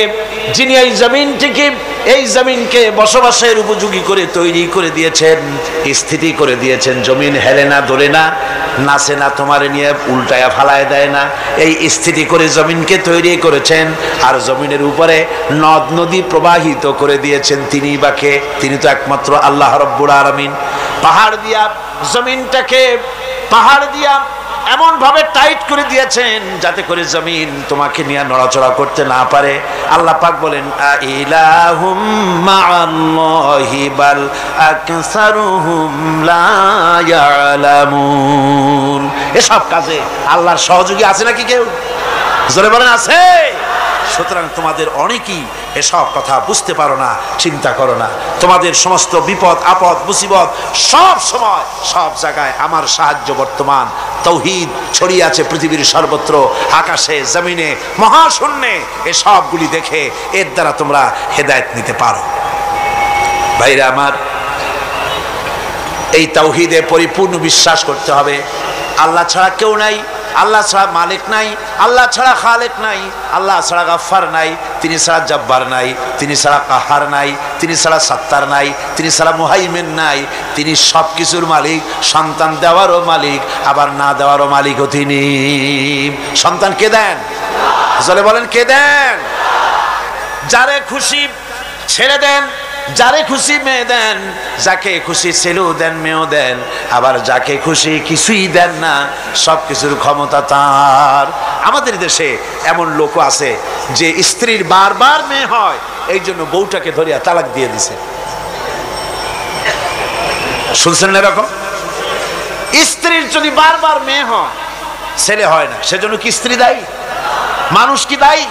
যদি মানুষ দায়ী হয় তাহলে শুধু স্ত্রী দায়ী হবে কেন? তুমি পুরুষ, তুমিও তো দায়ী হবা। সুতরাং মানুষকে সন্তানের জন্য কেউ কাউকে দায়ী করতে পারে না। দেওয়ার মালিক আল্লাহ। সন্তানও দিতে পারেন, নাও দিতে পারেন, সব কিছু তিনিই করতে পারেন। এখন এই তাওহীদের মুমিন ব্যক্তির উপরে তাওহীদের 10টা দাবি আছে। অনেকগুলি দাবি, তার মধ্যে 10টি দাবির কথা আমি আপনাদের সামনে বলবো। কয়টা দাবি? 10টা ইনশাআল্লাহ। 10টি বড় দাবি। অনেকগুলি দাবি আছে মুমিনের প্রতি। ঈমান আনছি এ কথা বললেই হলো না, এ কথা বললেই হলো না। পশ্চিম দিকে সেজদা দিতে দিতে কপালে দাগ ফেললেই হলো না। তাওহীদ বুঝতে হবে আর ঈমানের দাবি, তাওহীদের দাবি পরিপূর্ণ করতে হবে। সেটা কি? সে দাবি হচ্ছে মুমিন ব্যক্তির নিকট তাওহীদের যে মূল দাবি সেটা হলো আল্লাহর মর্জিকে গুরুত্ব দিতে হবে সবচাইতে বেশি, আর মহব্বত করতে হবে আল্লাহকে সবচাইতে। এটা হলো তাওহীদের দাবি। সবচাইতে ভালোবাসতে হবে কাকে? আল্লাহ পাক কোরআনে কারীমের মধ্যে বলেন, ওয়া মিনান নাসি মান ইয়াত্তাখিযু মিন দুনিল্লাহি আনদাদান ইউহিব্বুনাহুম কাহুব্বিল্লাহ। মানুষের ভিতরে এরকম অনেক মানুষ আছে, আল্লাহরে যেভাবে ভালোবাসা উচিত সেভাবে ভালোবাসে না, বরং এত সব কিছু জানার পরে, আল্লাহর এত অবদান পাওয়ার পরে আল্লাহর পরিবর্তে মানুষকে বেশি ভালোবাসে। আল্লাহকে ভালো যতটা বাসা উচিত এরকম বাসে না। সুতরাং মুমিনের প্রথম দাবি হলো, তাওহীদের প্রথম দাবি হচ্ছে আল্লাহর যা করতে হবে আল্লাহকে খুশি করার জন্য। কারে খুশি করার জন্য? যা করব কারে খুশি করার জন্য? আল্লাহকে খুশি করার জন্য। আল্লাহর কথা অনুযায়ী, নবীর কথা অনুযায়ী কাজটি করতে হবে আল্লাহকে খুশি করার জন্য। আর ভালোবাসতে হবে সবচাইতে বেশি, জীবনের চাইতে বেশি কাকে? আল্লাহকে। আল্লাহ সুবহানাহু ওয়া তাআলা, তাকে ভালোবাসতে হবে। এটা হলো আপনার তাওহীদের প্রথম দাবি। তাওহীদের দ্বিতীয় দাবি, আল্লাহ রাব্বুল আলামিনের দরবারে কৃতজ্ঞতা স্বীকার করতে হবে, তার কৃতজ্ঞতা স্বীকারকারী বান্দায় পরিণত হয়ে যেতে হবে। আল্লাহ পাক বলেছেন, ওয়াশকুরু লিল্লাহি ইন কুনতুম ইয়্যাহু তা'বুদুন। প্রকৃতপক্ষে তোমরা যদি আল্লাহর বান্দাই হয়ে থাকো তাহলে কৃতজ্ঞতা স্বীকার করবে আল্লাহর, একমাত্র তারই প্রশংসা করবে, তার কাছেই শুকরগুজারি করবে। এই শুকরটা যদি বেশি করো তাহলে আল্লাহ খুশি হবেন। আল্লাহ বলছেন, লা ইন শাকারতুম লাযীদান্নাকুম ওয়া লা ইন কাফারতুম ইন্না আযাবি লাশাদীদ। আমার শুকর যদি আদায় করো বেশি করে, তাহলে আমার শুকর আদায় করলে নিয়ামত আমি বাড়ায় দেব। আর যদি না শুকর হও, কৃতজ্ঞ যদি হও, শুকরিয়া আদায় না করো, তাহলে মস্ত বড় শাস্তি আমি তোমাদের জন্য রেখে দিয়েছি। মানুষের অভ্যাস হলো যখন সুদিন আসে আল্লাহরে ভুলে যায়, আর যখন বিপদ আসে তখন আল্লাহর কথা খুব মনে পড়ে। কথা ঠিক কিনা? আল্লাহকে খুশি করার জন্য আল্লাহর কথা অনুযায়ী, নবীর কথা অনুযায়ী কাজটি করতে হবে আল্লাহকে খুশি করার জন্য। আর ভালোবাসতে হবে সবচাইতে বেশি, জীবনের চাইতে বেশি কাকে? আল্লাহকে। আল্লাহ সুবহানাহু ওয়া তাআলা, তাকে ভালোবাসতে হবে। এটা হলো আপনার তাওহীদের প্রথম দাবি। তাওহীদের দ্বিতীয় দাবি, আল্লাহ রাব্বুল আলামিনের দরবারে কৃতজ্ঞতা স্বীকার করতে হবে, তার কৃতজ্ঞতা স্বীকারকারী বান্দায় পরিণত হয়ে যেতে হবে। আল্লাহ পাক বলেছেন, ওয়াশকুরু লিল্লাহি ইন কুনতুম ইয়্যাহু তা'বুদুন। প্রকৃতপক্ষে তোমরা যদি আল্লাহর বান্দাই হয়ে থাকো তাহলে কৃতজ্ঞতা স্বীকার করবে আল্লাহর, একমাত্র তারই প্রশংসা করবে, তার কাছেই শুকরগুজারি করবে। এই শুকরটা যদি বেশি করো তাহলে আল্লাহ খুশি হবেন। আল্লাহ বলছেন, লা ইন শাকারতুম লাযীদান্নাকুম ওয়া লা ইন কাফারতুম ইন্না আযাবি লাশাদীদ। আমার শুকর যদি আদায় করো বেশি করে, তাহলে আমার শুকর আদায় করলে নিয়ামত আমি বাড়ায় দেব। আর যদি না শুকর হও, কৃতজ্ঞ যদি হও, শুকরিয়া আদায় না করো, তাহলে মস্ত বড় শাস্তি আমি তোমাদের জন্য রেখে দিয়েছি। মানুষের অভ্যাস হলো যখন সুদিন আসে আল্লাহরে ভুলে যায়, আর যখন বিপদ আসে তখন আল্লাহর কথা খুব মনে পড়ে। কথা ঠিক কিনা? কোরআনে কারীম বলছে, ওয়াইদা আনআমনা আলাল ইনসানি আ'রাদা ওয়া নাআ বিজানিবিহি ওয়াইদা মাসসাহুশ শাররু ফাযু দুআইন আরিদ। আল্লাহ রাব্বুল আলামিন বলেন, যখন আমি বান্দাকে নিয়ামত দেই, নিয়ামত পেলে পরে তখন সে পিঠ প্রদর্শন করে আমারে বুড়ো আঙ্গুল দেখায়, আর যখন বিপদ আসে তখন লম্বা চৌড়া দোয়া শুরু করে যায়। দেখেন না, যখন তুফান হয়, ঝড় হয়, টর্নেডো হয়, গর্কি হয়, প্রচন্ড ঝড় এসেছে, এই ঝড়ের মোকাবেলায় কাঁদতে থাকে, আল্লাহ আমারে বাঁচাও, রক্ষা করো। আল্লাহ যদি দয়া করে মেহেরবানি করে ঘরটারে বাঁচায় দিল, তারপরে সকালবেলা কয় যে আমার বাবা বড় বুদ্ধিমান ছিলেন, পাকা শাল কাঠের খুঁটি দিছিলেন আর তাল গাছের চৌকাঠ দিছিলেন, নইলে কি ঘর টিকতো, যে ধাক্কা লাগছিল। আল্লাহ কয় দেখো বাঁচাইলাম আমি, কানলো আমার কাছে, আর এখন প্রশংসা করে তাল গাছের আর ওর বাপের। বিপদে পড়লে আল্লাহর কথা খুব মনে ওঠে, আর বিপদ যখন যায় আর মনে থাকে না। এক বেচারা তুফানের মধ্যে পড়ছিল, নদীর ঢেউ, প্রচন্ড ঢেউ, বলতেছে আল্লাহ কোন রকম রহম করে আমার একটু খাল পর্যন্ত নিয়ে দাও, তারপরে আমি যাইতে পারবো না। বিপদ যখন আসে সে সময় আল্লাহর কথা খুব মনে পড়ে বান্দার, আর বিপদ যখন চলে যায় তখন আল্লাহকে বেমালুম মানুষেরা ভুলে যায়। এই জন্য তাওহীদের দাবি হচ্ছে মানুষ যেন শুকরগুজারকারী, কৃতজ্ঞতা স্বীকারকারী বান্দায় পরিণত হয়ে যাবে। সব জায়গায় শুকর করবে আল্লাহর। পানি খাবে, পানি পান করে বলবে আলহামদুলিল্লাহ। খানা খাবে, বলবে আলহামদুলিল্লাহ। কোন একটা ভালো কাজ দেখবে, বলবে আলহামদুলিল্লাহ, সমস্ত প্রশংসা হবে আল্লাহ রাব্বুল আলামিনের। কার হবে? আল্লাহ পাকের শুকরিয়া আদায় করতে হবে। সমস্ত ব্যাপারই শুকরিয়া, কৃতজ্ঞতা আল্লাহ। গাছের ফল খুবই মিষ্টি। আম খেলেন, আমটা খুব মিষ্টি লেগেছে, প্রশংসা এমন হবে না যে আম, এই গাছটা বড্ড ভালো, খুব মিষ্টি আম দেয়, বরং প্রশংসা হবে এই গাছের আমটা যিনি মিষ্টি করলেন সেই আল্লাহ পাকের। কথা বুঝে আসছে? ডাক্তারে ওষুধ দিল, রোগ ভালো হয়ে গেল, প্রশংসা ডাক্তারের হবে না, প্রশংসা হবে ওই ডাক্তারকে সঠিক ডায়াগনোসিস করার তৌফিক যিনি দিয়েছেন, যিনি ওষুধটাকে রোগ মাফ করার জন্য কাজে লাগাই দিলেন, প্রশংসা হবে সেই আল্লাহ রাব্বুল আলামিনের। সব সময় সমস্ত ব্যাপারে প্রশংসা, একমাত্র প্রশংসা কার? আল্লাহ। মানুষেরা বোঝে না, মানুষেরা তাই কৃতজ্ঞতা স্বীকার করতে জানে না, আল্লাহর শুকরিয়া আদায় করে না। আল্লাহ পাক বলেন, আমার যত নিয়ামত দিয়েছি নিয়ামতগুলি খাও আর শুকরিয়া আদায় করো। কিভাবে? আলহামদুলিল্লাহি রাব্বিল আলামিন। সবাই পড়েন আলহামদুলিল্লাহি রাব্বিল আলামিন।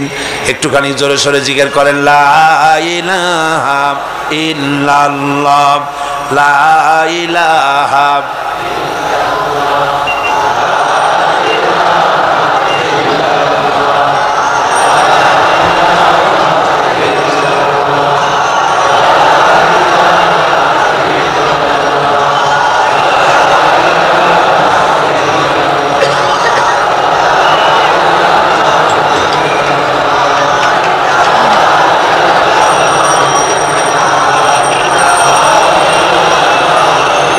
লা ইলাহা ইল্লাল্লাহু মুহাম্মাদুর রাসূলুল্লাহ। তাওহীদের তৃতীয় দাবি হচ্ছে, দাবিগুলি মুখস্থ করে যান, কাজে লাগবে, কিয়ামতের দিন কাজে লাগবে, দুনিয়ায় কাজে লাগবে। এই তাওহীদ যদি না বুঝি, শিরক থেকে যদি না বাঁচতে পারি, ঈমান যদি বদ্ধমূল না হয়, দুনিয়ার ভিতরে মুসলমান টিকে থাকার কোনো কারণ নাই। আল্লাহ সেই সব নামধারী মুসলমানদের কেন সাহায্য করবে যারা নামাজ পড়বে, সেজদা দেবে আল্লাহরে, আর সাহায্য চাইবে কোনো কবরের কাছে গিয়া, কোনো খাজার কাছে গিয়া সেজদা দিবে যেখানে সেখানে। 3 নম্বরে তাওহীদের দাবি হচ্ছে কেবলমাত্র আল্লাহ পাককে সেজদা করবে, আর কাউকে সেজদা করা যাবে না। সেজদা হবে কার জন্য? চিল্লাখন কার জন্য? আল্লাহ রাব্বুল আলামিন বলে দিয়েছেন, চন্দ্রকে সেজদা দিও না, সূর্যকে সেজদা দিও না, কাউকে সেজদা দিবা না। সেজদা দিবা কেবলমাত্র আমি আল্লাহরে, মাথাটা আমার সামনে নত করে দাও। আমি সেদিন বলেছিলাম, বোধহয় মনে আছে, আমাদের শরীরটাই আল্লাহ বানাইছেন সেজদা দেওয়ার কায়দা করে, যাতে করে সেজদাটা দেওয়া যায়। দেখেন হাতটার কোনায় এই কেনুর ভিতরে যদি জোড়া না হইতো তাহলে সেজদার সময় হাতটা ভাঁজ হইতো না, ঠিক কিনা? বোঝেন কথা? কেনুতে যদি কবজা না হতো, এটা কি হাত হইতো না লাঠি? লাঠি হয়ে যেত। হাতের আঙ্গুলগুলোর ভিতরে যদি কবজা না হতো, হাতটা একটা কাটা চামচে পরিণত হয়ে যেত, ঠিক কিনা? কোমরে যদি কবজা না থাকতো, আপনি একেবারে বাঁশের মতো খাড়া হয়ে থাকতেন। হাঁটুতে যদি কবজা না থাকতো, রুকু দিতে পারতেন না, সেজদা দিতে পারতেন না। প্রমাণ হয় মানুষকে যেভাবে আল্লাহ বানাইছেন তাতে বোঝাই যায় উদ্দেশ্যই হলো মানুষ যেন আল্লাহরে সেজদা করে। হাত দিয়া, নাক দিয়া, কপাল দিয়া, হাঁটু দিয়ে এভাবে করে সেজদা মানুষ ছাড়া আর কেউ দিতে পারে না। এই সেজদা অনেক মানুষ আছে পীরের সেজদা দেয়, মাজারে গিয়া সেজদা দেয়, জোরে বলেন নাউজুবিল্লাহ। হারাম, কাফের হয়ে যাবে। কি হয়ে যাবে? কাফের হয়ে যাবে। সেজদা দেওয়া যাবে না। মাজারে চাদর থাকে, চাদরের মধ্যে মাথাটা ঢুকায় দেয় খাদেমেরা, তারপরে মাথাটা নিয়ে ওর উপরে গসতে থাকে। হায়রে কপাল, নাউজুবিল্লাহি মিন যালিক।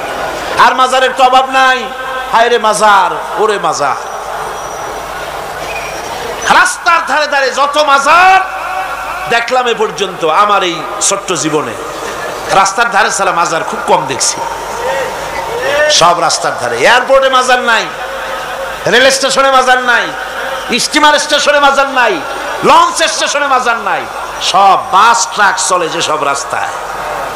সেদিন দেখলাম মাগুরা আর ঝিনাইদার মাঝখানে কোনোদিন মাজার ছিল না, হঠাৎ এক মাজার গজাইছে, বিরাট সাইনবোর্ড, তাতে লেখা ড্রাইভার ভাইরা মাজার বহুত গরম, তার মানে বাস থামাইয়া পয়সা দিয়ে মাজারে ঠান্ডা করিয়া যাও। আশ্চর্য কথা।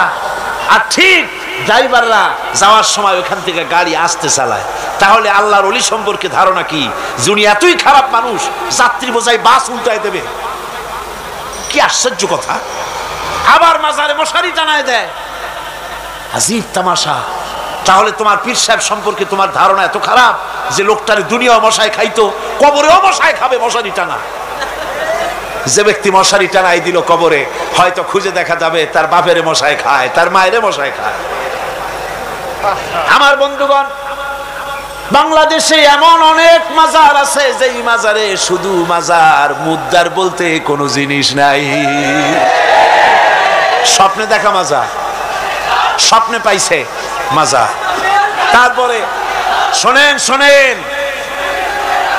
শোনেন, আগে ভেড়ামারা কুষ্টিয়া জেলা, সেখানে আছে হযরত ঘোড়া শাহ রহমতুল্লাহ আলাইহির মাজার। আবার রাজশাহীতে আছে বিড়াল শাহ রহমতুল্লাহ আলাইহির মাজার। ঘোড়া ভেড়া সব রহমতুল্লাহ আলাইহি হয়ে যাচ্ছে। এই জন্য এক কিতাবের ভিতরে লিখেছিলাম, একজন পীর সাহেব তার মুরিদরে একটা গাধা দিয়েছিল। গাধাটাকে নিয়ে এসে, গরিব মানুষ, এই গাধা দিয়ে ব্যবসা করতো। এক বাজারের মাল আর এক বাজারে নিত, এইভাবে ব্যবসা করতো। ব্যবসা করতে করতে একদিন হঠাৎ করে গাধাটা মরে গেল। বেচারা মহাচিন্তায় পড়ে গেল, আরে গাধা মরে গেল, আমি বাঁচবো কেমনে, আমি রুজি করবো কি দিয়া, এইটা দিয়েই তো ব্যবসা করতাম, কি করা যায়। শেষ পর্যন্ত রাস্তার ধারে মাটি খুঁজিয়া গাধাটারে কবর দিয়া সেই কবরের পাশে বসিয়া কাঁদতেছে। দুপুর থেকে কাঁদতে কাঁদতে সন্ধ্যা হয়ে গেছে। এখন ওই দিন ছিল হাটবার, যারা বাজারে যাচ্ছে, যাওয়ার সময় দেখে যে একটা কবরের পাশে বসিয়া একটা মানুষ কাঁদবে। চিন্তা করলো, এখানে তো কোনোদিন মাজার টাজার দেখি নাই, হয়তো স্বপ্নে কোনো অলিউল্লাহর মাজার আবিষ্কার হয়ে গেছে। বাজার করে যখন ফিরতেছে, তখন ওই যে দেখে যে সে লোকটা তখনও বসে আছে। তখন কেউ দুইটা বাগুন, কেউ চারটা পান, কেউ দুইটা সুয়ারি, কেউ একটা মাছ, কেউ দুইটা টাকা, কেউ 200 চাউল, এইরকম দিয়েছে। সন্ধ্যার পরে লোকটা যখন চোখ খুলেছে, কত আর কান্দা যায়। এখন বাড়ি যাই, চোখ খুলে দেখে মাশাআল্লাহ, কবরের চতুর্দিকে বেগুন, তরি তরকারি, মাছ, পান, সুপারি, চাউল, টাকা, পয়সা। কয় যে সুবহানাল্লাহ, হাতি বাঁচলেও লাখ টাকা, মরলেও লাখ টাকা শুনছিলাম, সে কথা যে গাধার ব্যাপারে খাটে তা তো জানতাম না। লোকটা তখন বুদ্ধি করে পরের দিন একটা শালু কাপড় কিনে, একটা লাল শালু কাপড় কবরের উপরে বিছাই দিল। এরপরে কয়েকখান ইট টিট জোগাড় করে ওর পাশে ধ্যানে বসলো। আসতে লাগলো টাকা, পড়তে লাগলো টাকা, বাস টাকা পয়সা আসতে থাকলো। এরপরে মহাপবিত্র ওরস শরীফের ডাক দিয়ে দিল। লোকেরা চিন্তা করলো, জিজ্ঞেস করলো, হুজুর এটা কি, কোন হুজুরের মাজার, তা তো জানলাম না। কাজে পাথরে খোদাই করতে দিছি, নাম রাত্রি লেগে যাবে। পরের দিন লোকেরা এসে দেখে মাজারের সামনে বিরাট সাইনবোর্ড লেগে গেছে, হযরত গেদা শাহ রহমতুল্লাহ আলাইহির মাজার। এই মুরিদের পীর যিনি, তার কাছে খবর গেল, হুজুর আপনার বাড়িতে যে কবর, এই মাজারে আর কি টাকা হয়, আর আপনার ওরসে আর কি লোক হয়, যাইয়ে দেখেন আপনার মুরিদের কেরামতি, মাজারে টাকার অভাব নাই, আর সে কি আলিশান মাজার, কত টাকা, কি বিরাট ওরস। পীর সাহেব চিন্তা করলো, আমার মুরিদি আবার কবর পাইল কই। মুরিদের বাড়িতে ডাকাইছে, ডাকায় বলল, বেটা সত্যি করে বল আসল ব্যাপারটা কি। কয় হুজুর আপনি গরিবের মা বাপ, আপনার কাছে মুরিদ হইছি, সত্য কথা আপনারা না কই যাবো কই। আপনি যে গাধাটা দিছিলেন, ওই গাধাটা মরে যাওয়ার পর তারপরে কি করি, ওটারে কবর দিলাম, আর তার থেকে হইতে হইতে গাদা শাহ রহমতুল্লাহ আলাইহির মাজার বানাই দিলাম। পীরে কয়, ও আমি আর না মনে করছিলাম, না জানি তুমি কোনো সত্যি কোনো পীরের মাজার পাইছো নাকি। অসুবিধা হয় নাই, তোমার যে গাধাটা দিছিলাম আমার বাড়িতে কবর, ওই গাধার মায়ের কবর আমার বাড়িতে। ভাইরা আমার, এভাবে করে মাজারকে কেন্দ্র করে সারা বাংলাদেশে কোটি কোটি টাকার ধর্মের নামের ব্যবসা হচ্ছে, লুট হচ্ছে, তারাজ হচ্ছে।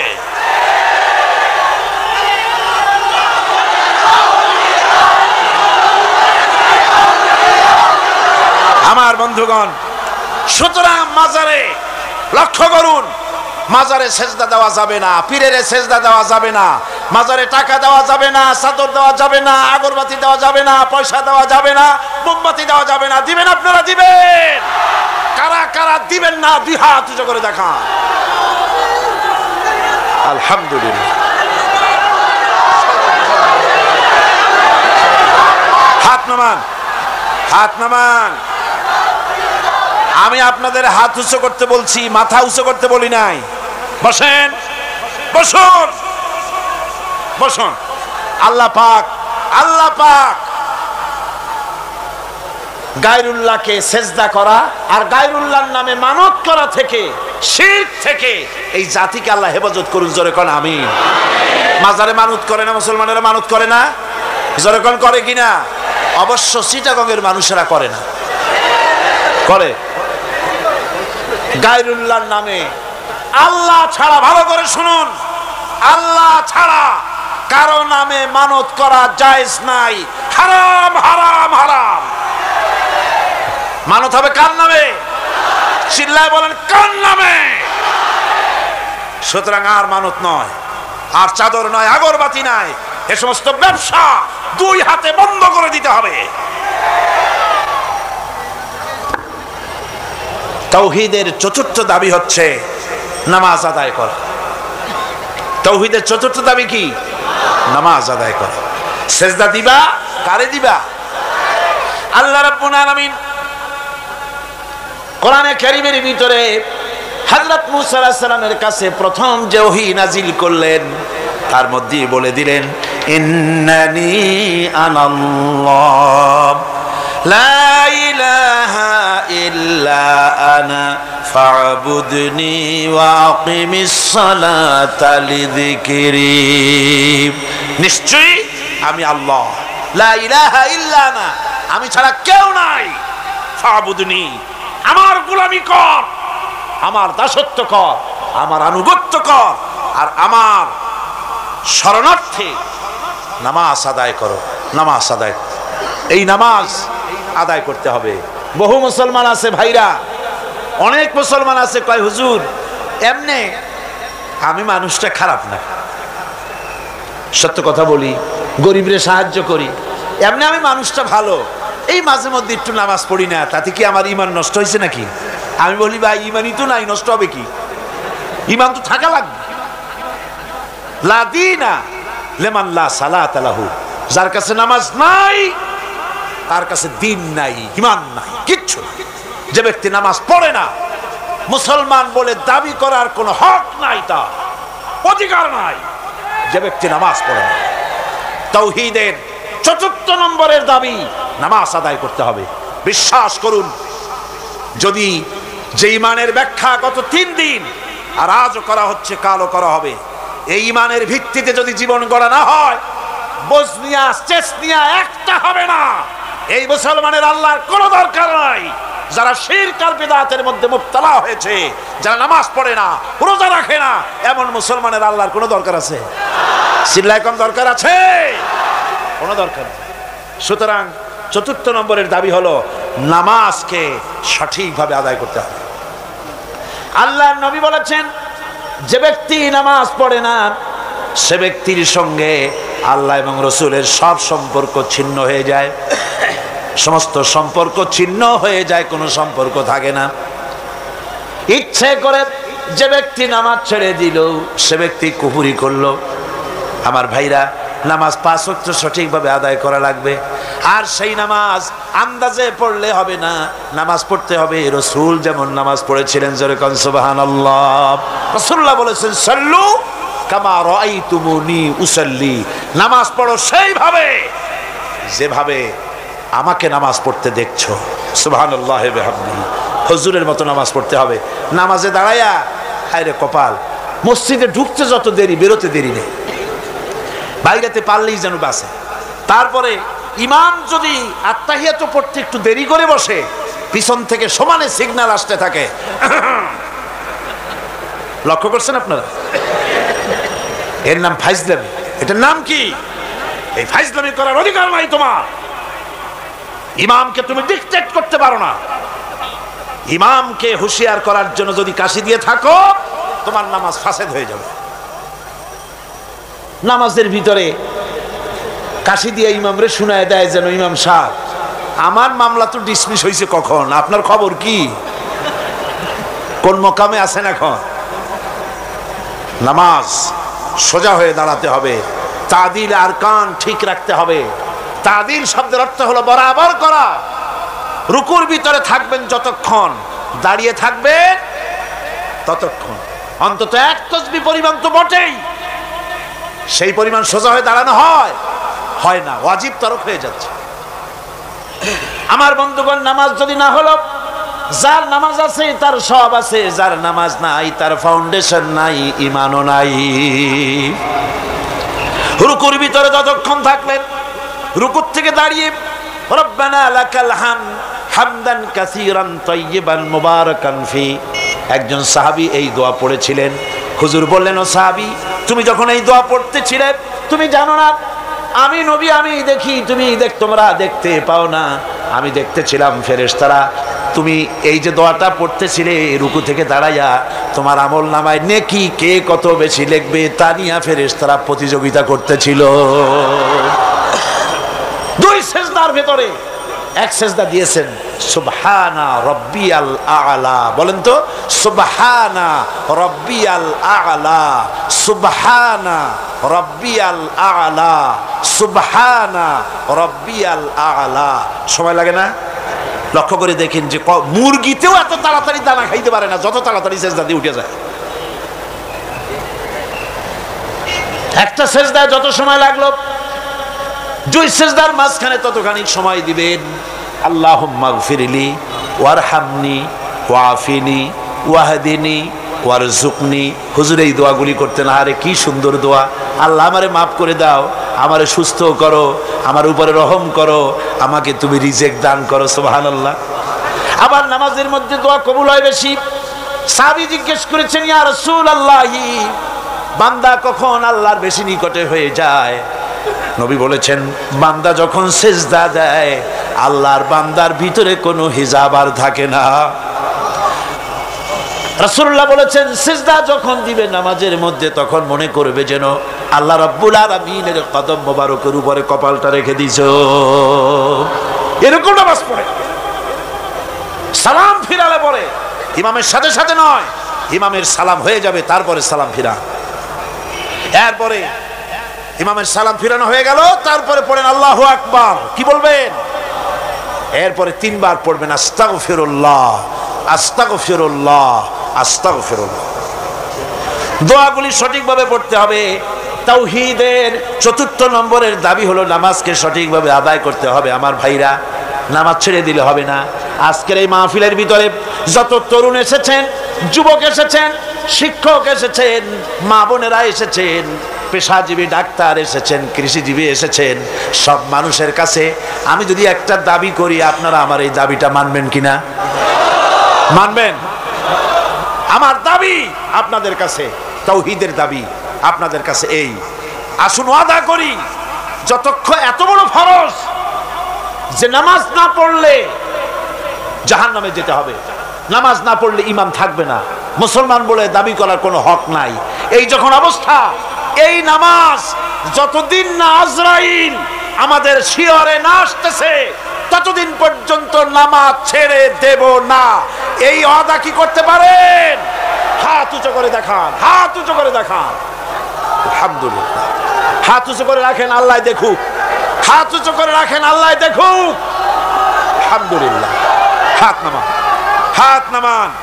আল্লাহ পাক কবুল করুন। জোরে করেন আমিন। আরো জোরে বলেন আমিন। আজকের এশা থেকে শুরু হবে। আজকে অনেকেরে বলি, ভাই নামাজ পড়ো না কেন? নামাজটা পড়ো। হুজুর দোয়া করেন, চেষ্টা করতেছি। তুমি হুজুর গো কি পাগল পাইছো নাকি? তুমি নামাজ পড়বা, তাতে দোয়া লাগবে কেন? তুমি তো একথা কখনো বলো না, হুজুর দুপুরে ভাত খাবো, একটু দোয়া করুন যেন খাইতে পারি। রান্না করবা, প্লেট আছে, বাড়ি চাউল আছে, রান্না করো, প্লেটে নিয়ে জমের খাওয়া খাও।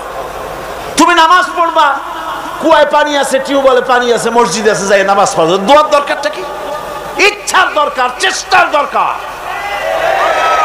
সুতরাং সব অজুহাত ছেড়ে দিতে হবে। আগে নামাজ।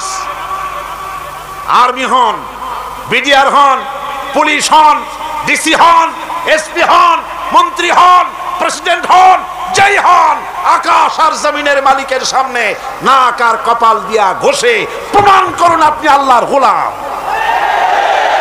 কার গোলাম?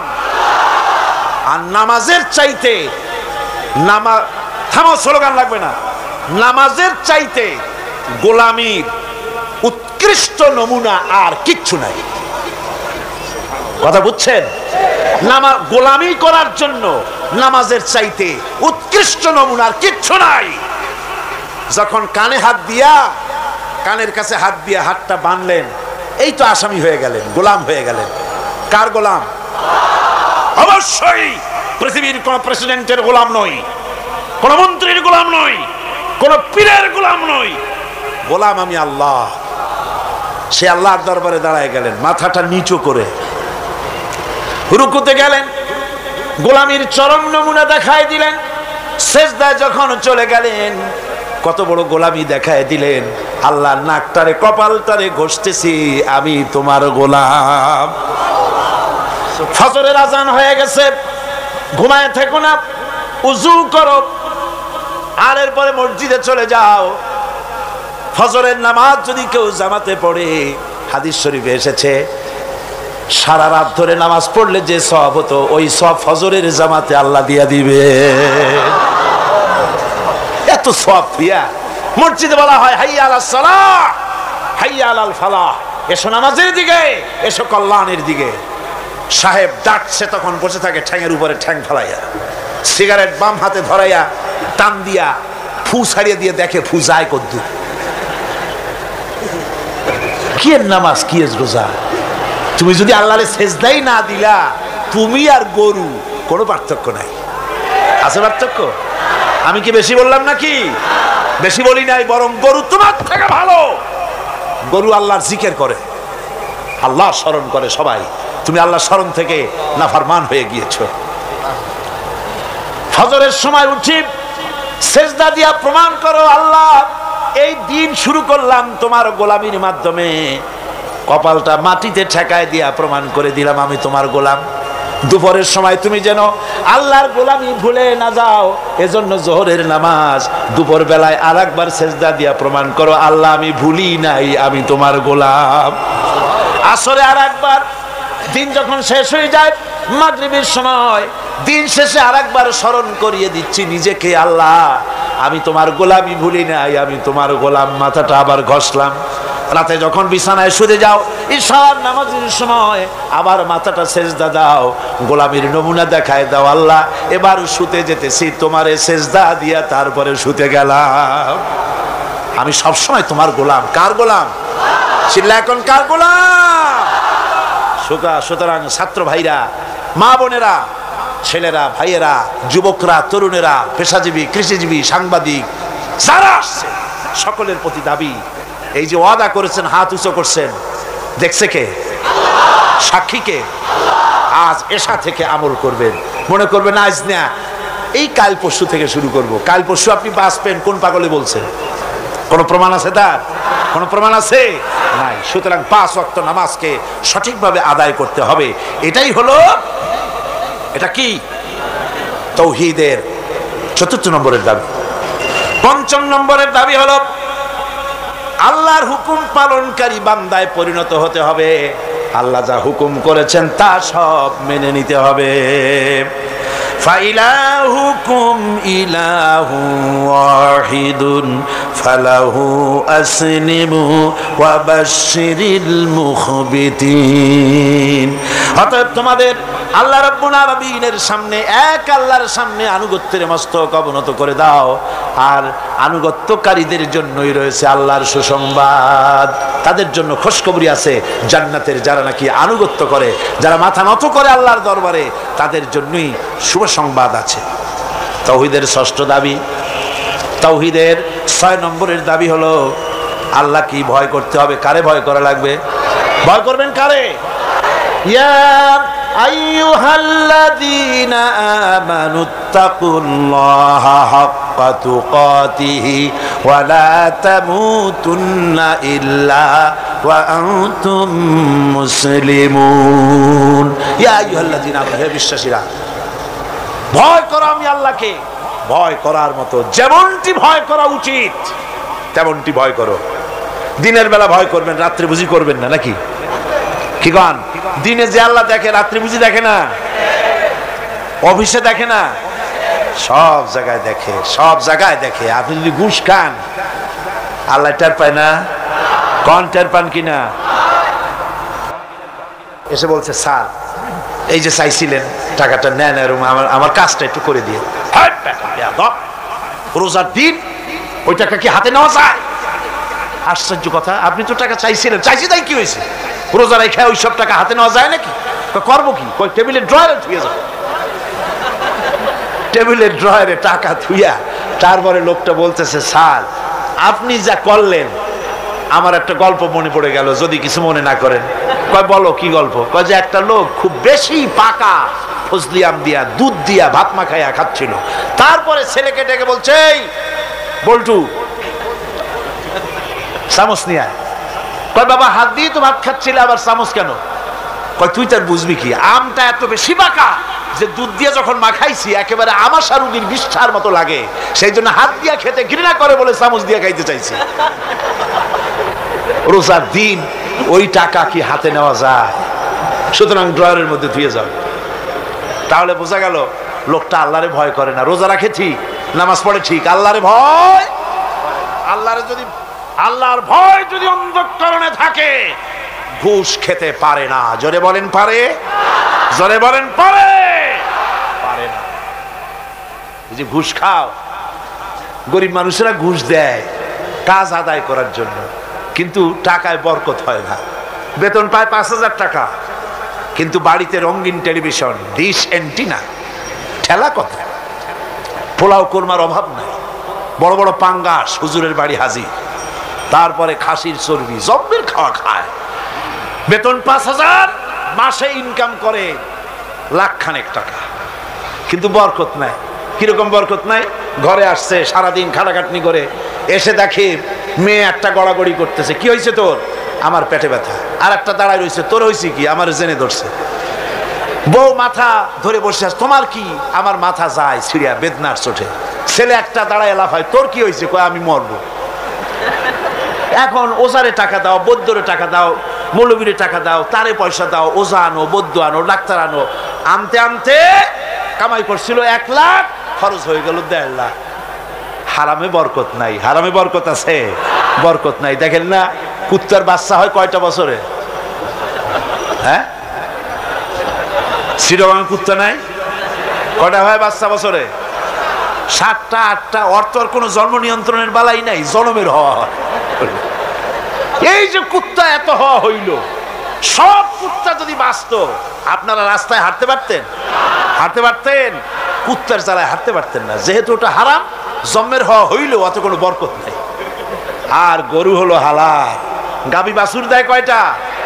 কয়টা? মাত্র 1টা বছরে। আর তারপরে মুসলমানেরা কুয়াতুল মুসলিমিন, জন্মের খাওয়া খায় এই গরু। এরপরেও গরুর অভাব আছে? যেহেতু ওটা হালাল, এতে বরকত হয়। হারাম বেতন, বেতন নয়, হারাম ভাবে ঘুষের টাকা নিয়েছেন। যে টাকা দিয়েছে সে তো টাকাটা না দিয়ে পারে নাই, করবে কি? কাজ আদায় করার জন্য দিছে। টাকাটা দেয় আর একটু কষ্টা হাসি হাসে, হাসিও না কান্দাও না, একটা বেটকি দেওয়ার মতো অফিসের সামনে দিয়া তারপরে বাড়ির দিকে যায় আর বলে, আল্লাহ এতগুলি টাকা আমার নিল, ওরে কলেরা দিয়ে ওর গুষ্টি সাফ করে দিও। এই বদদোয়া করে, এই বদদোয়া করে।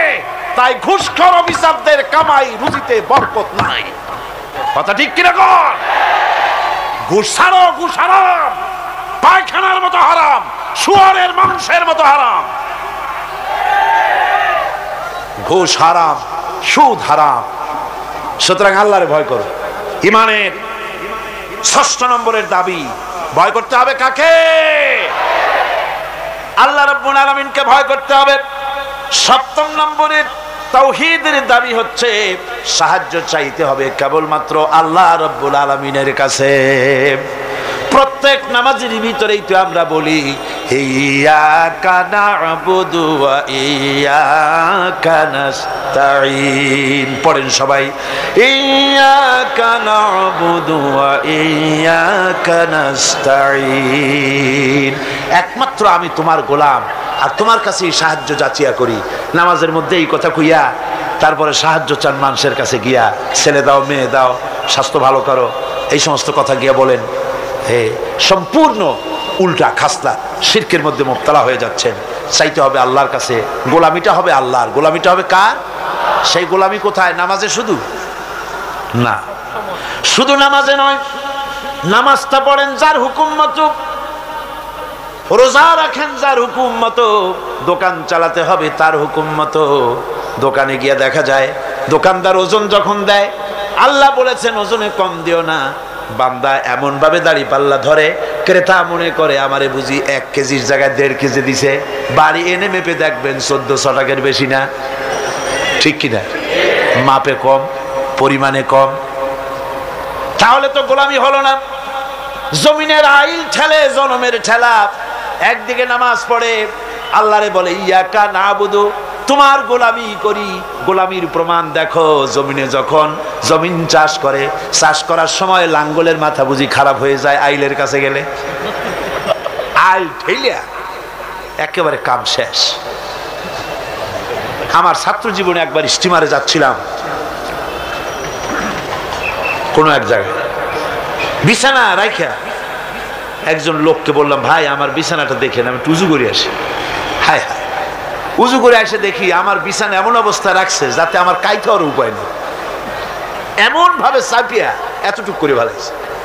বললাম, হাসি মুখে বললাম, ভাই আপনার এই আচরণে প্রমাণ হলো মাত্র 6-7 ঘন্টার জার্নিতে বা 12 ঘন্টার জার্নিতে আপনার আমার বিছানার আইল যখন ঠিক রাখতে পারেন নাই, আপনার জমিনের কাছে যার জমিন আছে সে আইলও আপনি ঠিক রাখতে পারছেন বলে মনে হয় না।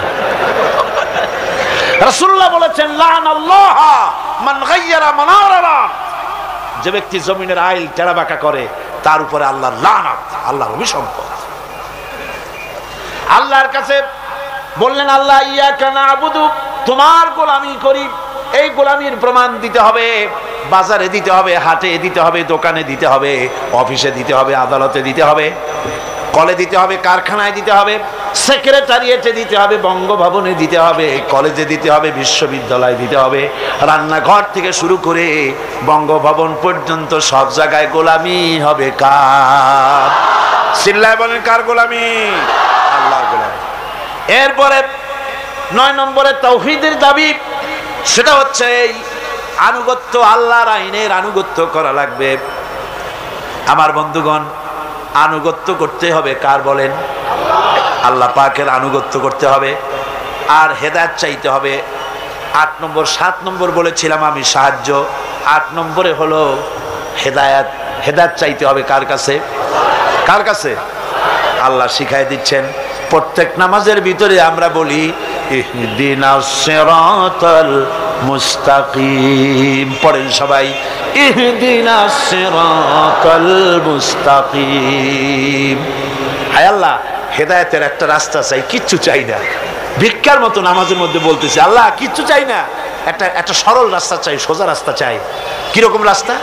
সিরাতাল্লাযীনা আন'আমতা আলাইহিম গায়রিল মাগদুবি আলাইহিম ওয়ালাদ-দাল্লিন। এমন রাস্তা চাই যেই রাস্তায় চললে নিয়ামত পাওয়া যায়। অভিশপ্তদের রাস্তা, পথভ্রষ্টদের রাস্তা চাই না। নিয়ামত প্রাপ্ত হচ্ছে নবীন, সিদ্দিকিন, শুহাদা, সালিহিন, ওই রাস্তা চাই। হেদায়েতের রাস্তা চাইতে হবে আল্লাহর কাছে।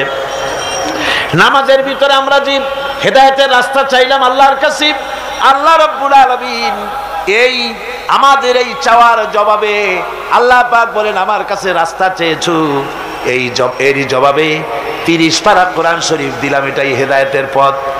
আর জবাব দিলেন আল্লাহ। সূরা ফাতিহার জবাব সূরা ইয়াসিনের মধ্যে আল্লাহ দিয়ে দিয়েছেন। সূরা ফাতিহায় আমরা বললাম ইহদিনাস সিরাতাল মুস্তাকিম, আয় আল্লাহ সোজা রাস্তাটা দেখাও। সূরা ইয়াসিনে গিয়ে আল্লাহ জবাব দিয়ে দিলেন, ও বান্দা তুমি আমার কাছে সোজা রাস্তা চেয়েছো, শোনো, ওয়া আনি'বুদুনি হাযা সিরাতুম মুস্তাকিম, আমার গোলামি কর, আমার দাসত্ব কর, হাযা সিরাতুম মুস্তাকিম, এটাই হলো সহজ সরল রয়্যাল রোড, যার শুরু হলো দুনিয়া থেকে, শেষ হলো জান্নাতুল ফেরদাউসে গিয়া। জোরে বলেন সুবহানাল্লাহ। সুতরাং হেদায়েত চাইতে হবে কার কাছে? আল্লাহর কাছে। আল্লাহর কাছে হেদায়েত চাইলাম, আল্লাহ কোরআন দিলেন আর নবী দিয়া দিলেন। নবীর কাছ থেকে হেদায়েতের নমুনাটা নিতে হবে। একজন বদবী, একজন গ্রাম্য লোক রাসূলের কাছে এসে প্রশ্ন করেছিলেন, হুজুর আমি গ্রাম্য মানুষ, সব সময় আপনার খেদমতে আসতে পারি না, আমি গরিব মানুষ, হুজুর আমাকে আপনি বলে দেন তাওহীদ কারে বলে, রিসালাত কারে বলে, আখিরাত কারে বলে, ঈমান কারে বলে। হুজুর সব তারে ব্যাখ্যা করে শোনায় দিলেন। লোকটা যাওয়ার সময় বললেন, ইয়া রাসূলুল্লাহ, আল্লাহর নামে কসম করে বলি, ঈমান, রিসালাত, আখিরাত, ইহসান, তাওহীদ ইত্যাদির যে ব্যাখ্যা আপনি দান করলেন, এর থেকে আমি এক চুলও বাড়াবো না, এক চুলও আমি কমাবো না। এই বলে লোকটা যখন বিদায় হতে লাগলো, আল্লাহর নবী উপস্থিত সাহাবীদের বললেন, সাহাবীরা, এই দুনিয়ায় বেঁচে থাকা অবস্থায় যদি কোনো বেহেশতি মানুষ দেখে চোখ শীতল করতে চাও, তাহলে এই বান্দার দিকে তাকায় দেখো, সে আল্লাহর জান্নাতি। কারণ সে বলেছে, রাসূল ইসলামের যে ব্যাখ্যা আপনি দিয়েছেন, এর থেকে এক চুল বাড়াবো না, এক চুল কমাবো না। এর নাম ঈমান। এর নাম কি? সিল্লাকনের নাম কি? আজ মুসলমানের কপাল পুড়ছে। কেন মুসলমানদের কপাল পুড়েছে? রাসূলুল্লাহর কাছে থেকে ঈমান, ইসলাম, তাওহীদের ব্যাখ্যা নিতে চায় না। খাজা বাবাই কি কয়, হুজুর কেবলা কি কয়, কোন দেশ থেকে কোন হুজুর কেবলা আসলো, তিনি কি ব্যাখ্যা দিলেন, সেই ব্যাখ্যা অনুযায়ী যায়। ওই ব্যাখ্যা কোরআনে বা হাদিসে আছে কিনা একটু যাচাই পর্যন্ত করে না। জোরে কর নাউযুবিল্লাহ। হ্যাঁ, কোন পীর সাহেব যদি বলেন এভাবে পাগড়ি বাঁধো, আমি যদি দেখি হাদিসে ওরকম পাগড়ি বেঁধেছেন রাসূল, অবশ্যই পীর সাহেবের কথা মানবো। কিন্তু পীর সাহেব যদি এমন পাগড়ি বাঁধার কথা বলেন যেরকম হুজুর বাঁধেন নাই, সাহাবীরা বাঁধেন নাই, সে পীর যেখান থেকে আসুক না কেন, সে পীরের কথা মানি না। বলেন ঠিক কিনা? জোরে বলেন ঠিক কিনা? পীর সাহেব আমারে জিকির শিখান, আমি যদি দেখি আমার রাসূলুল্লাহ ওই রকম জিকির করেছেন, নবীর সাহাবীরা ওই রকম জিকির করেছেন, পীর সাহেবের কথা মাথা পেতে মেনে নেব, যেহেতু তিনি আমার রাসূলের কথা বলেছেন, আমার রাসূলের সাহাবীদের মতো বলেছেন।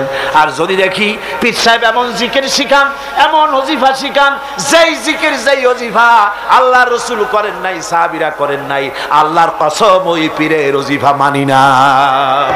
ঠিক কিনা কোন? এর নাম হলো ঈমান। এর নাম কি? ঈমান। রাসূলুল্লাহর চাইতে ইসলামের নতুন করে ব্যাখ্যা মানি না। রাসূল যেটা দিয়েছেন এটাই আসল পথ, এটাই আসল পথ, জান্নাতে যাওয়ার পথ, আর কোন পথ না। বন্ধুগণ, ৯ নম্বরে তাওহীদের ৯ নম্বরের দাবি হলো আল্লাহর আইনের আনুগত্য করতে হবে। কার আইনের আনুগত্য? আল্লাহ পাক বলেন, ইত্তাবিউ মা উনজিলা ইলাইকুম মির রাব্বিকুম ওয়ালা তাত্তাবিউ মিন দুনিহি আউলিয়া।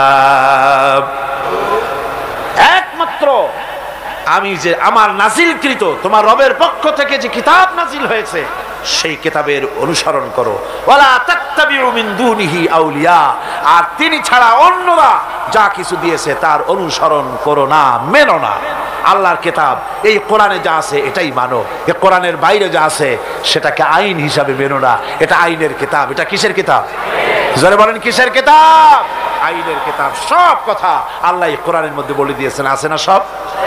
আপনার কি চাই বলে, যেটা কোরআনে নাই? কোনটা বলবো? এই কোরআনের ভিতরে দর্শন আছে, ফিলসফি আছে, বোটানি আছে, জুলজি আছে, পলিটিক্যাল সায়েন্স আছে, মেডিকেল সায়েন্স আছে। এর ভিতরে আপনার খতত্ব আছে, ভূতত্ব আছে, নৃতত্ব আছে। এর মধ্যে সব আছে। মেয়ে লোকের কথা আছে, প্রতিবেশীর কথা আছে, মা বাপের কথা আছে, শ্রমিকের কথা আছে, সাদা কালা মানুষের কথা আছে। এক কথায় মানুষের জীবনে যা দরকার সব কোরআনে আছে। জোরে কোন সুবহানাল্লাহ। আছে কিনা? পিঁপড়া থেকে শুরু করে হাতি পর্যন্ত সব আছে। পিঁপড়ার নামে সূরা একটা আছে না? নাম কি? নাম। আর হাতির নামও সূরা আছে, নাম কি? ফিল। বরং পিঁপড়ার সূরাটাই বড়। আবার লোহার নামে সূরা আছে, মাকড়সার নামে সূরা আছে, মধুমক্ষিকার নামে সূরা আছে। এই পৃথিবীর অর্ধেক জনশক্তি নারী, সে মেয়ে লোকের ব্যাপারেও সূরা আছে। আছে কিনা কোন? এসব কথা আমি আগামীকাল বলবো ইনশাআল্লাহ। আল্লাহ পাক বলেন তিবিয়ানান লিকুল্লি শাই, খুলে খুলে সব কথা কোরআন শরীফের মধ্যে আমি বলে দিয়েছি। সুতরাং মানব রচিত সব মতবাদ ছেড়ে দিয়ে মানব রচিত সব মতবাদ দুপায়ে দোলে আসতে হবে কোরআনের ছায়াতলে। কোথায় আসতে হবে? কোরআনের ছায়াতলে আসতে হবে। সব ভুলে যেতে হবে, সবকিছু অন্ধকার, আর ইসলাম হলো নূর। এই পৃথিবীতে আপনারাই আমাকে বলেন, সমাজতন্ত্র আল্লাহর তৈরি না মানুষের তৈরি?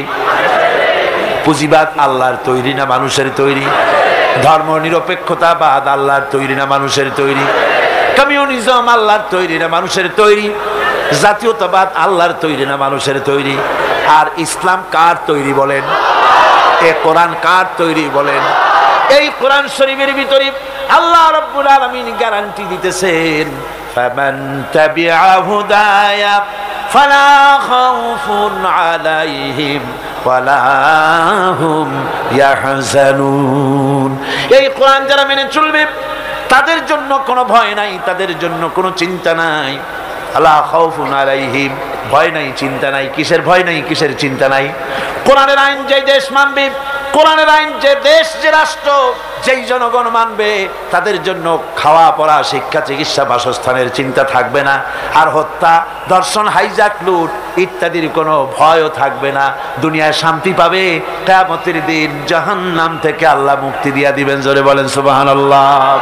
সুতরাং এই কোরআনের দিকে আসতে হবে, কোরআনের দিকেই আমাদেরকে এগিয়ে আসতে হবে। আল্লাহর গ্যারান্টি, খাওয়া পড়া, শিক্ষা, চিকিৎসা, বাসস্থানের গ্যারান্টি কে দিয়েছে? কোরআন দিয়েছে। কে দিয়েছে?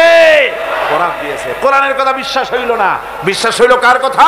নির্বাচনের সময় সলিমুদ্দিন এসে মঞ্চে দাঁড়ায় গেছে। একজন, উনি দাঁড়াবার আগে একজন এসে বলল, ভাইয়ের আমার, বোনের আমার, এতক্ষণ ধরে যার বক্তব্য শোনার জন্য প্রচন্ড রৌদ্রের ভেতরে প্রতীক্ষায় ছিলেন, ইনি সেই গরিবের বন্ধু, শ্রমিকের শত্রু নাকি জানি, জনগণের কলিজার টুকরা, কৃষকের নয়নের মণি, সাধারণ মানুষের ঘিলুর চামড়া, অমুক চেরাগালী সাহেব। উনি এবার বক্তব্য রাখবেন। উনি বললেন, এবার আমি দাঁড়াইছি, আমারে ভোট দেন। সালাম কত তখন, মাশাআল্লাহ। ধর্মের কথা ওরা আমাদের বলে, আমরা নাকি ধর্মের নামে রাজনীতি করি, ধর্ম নিয়ে নাকি আমরা ব্যবসা করি। নাউজুবিল্লাহ। ধর্ম ব্যবসা তো ওরা, ধর্ম ব্যবসায়ী কারা? ওরাই। মৌসুম আসতে পারে, সারা বছরে সালাম দেয় না, নির্বাচন যখন আসে খায়রে সালাম, সালাম দিতে দিতে আসসালামু আলাইকুম, এত সময় বলবে কতক্ষণ? খালি কয় চালকুম চালকুম, তাড়াতাড়ি হয়ে যায়। দ্রুত সালামের ব্যবস্থা। তারপরে বাড়ি বাড়ি গিয়ে হাজির, সালামের দেখেন গরজ কত। বরিশালে শুনে আসলাম, একজন ক্যান্ডিডেট নাকি এরকম গত নির্বাচনে সালাম দিতে দিতে একেবারে শেষ। তারপরে রাতে বাড়ি ফিরতেছে ক্যানভাস করে, রাত্রিবেলায় যাওয়ার সময় রাস্তা দিয়ে যাচ্ছে, সাথে লোকজন আছে, সামনে দেখে রাস্তার উপরে একটা মানুষের মতো, কয় আসসালামু আলাইকুম, জবাব নেই। আরে ভাই, জবাব না দেন, ভোট না দেন, সালামের জবাবটা তো দিবেন, তাও কথা কয়। তারপর আচ্ছা ঠিক আছে একটু মুসাফা করি, হাত দিয়েছে, তা হাতও বাড়াইল। ব্যাপারটা সালাম দেই, সালামদের জবাব দেয় না, হাত বাড়াইলাম, মুসাফা করে না, কি কাছে যায় দেখে যে মানুষ না মরা খাজুর গাছ।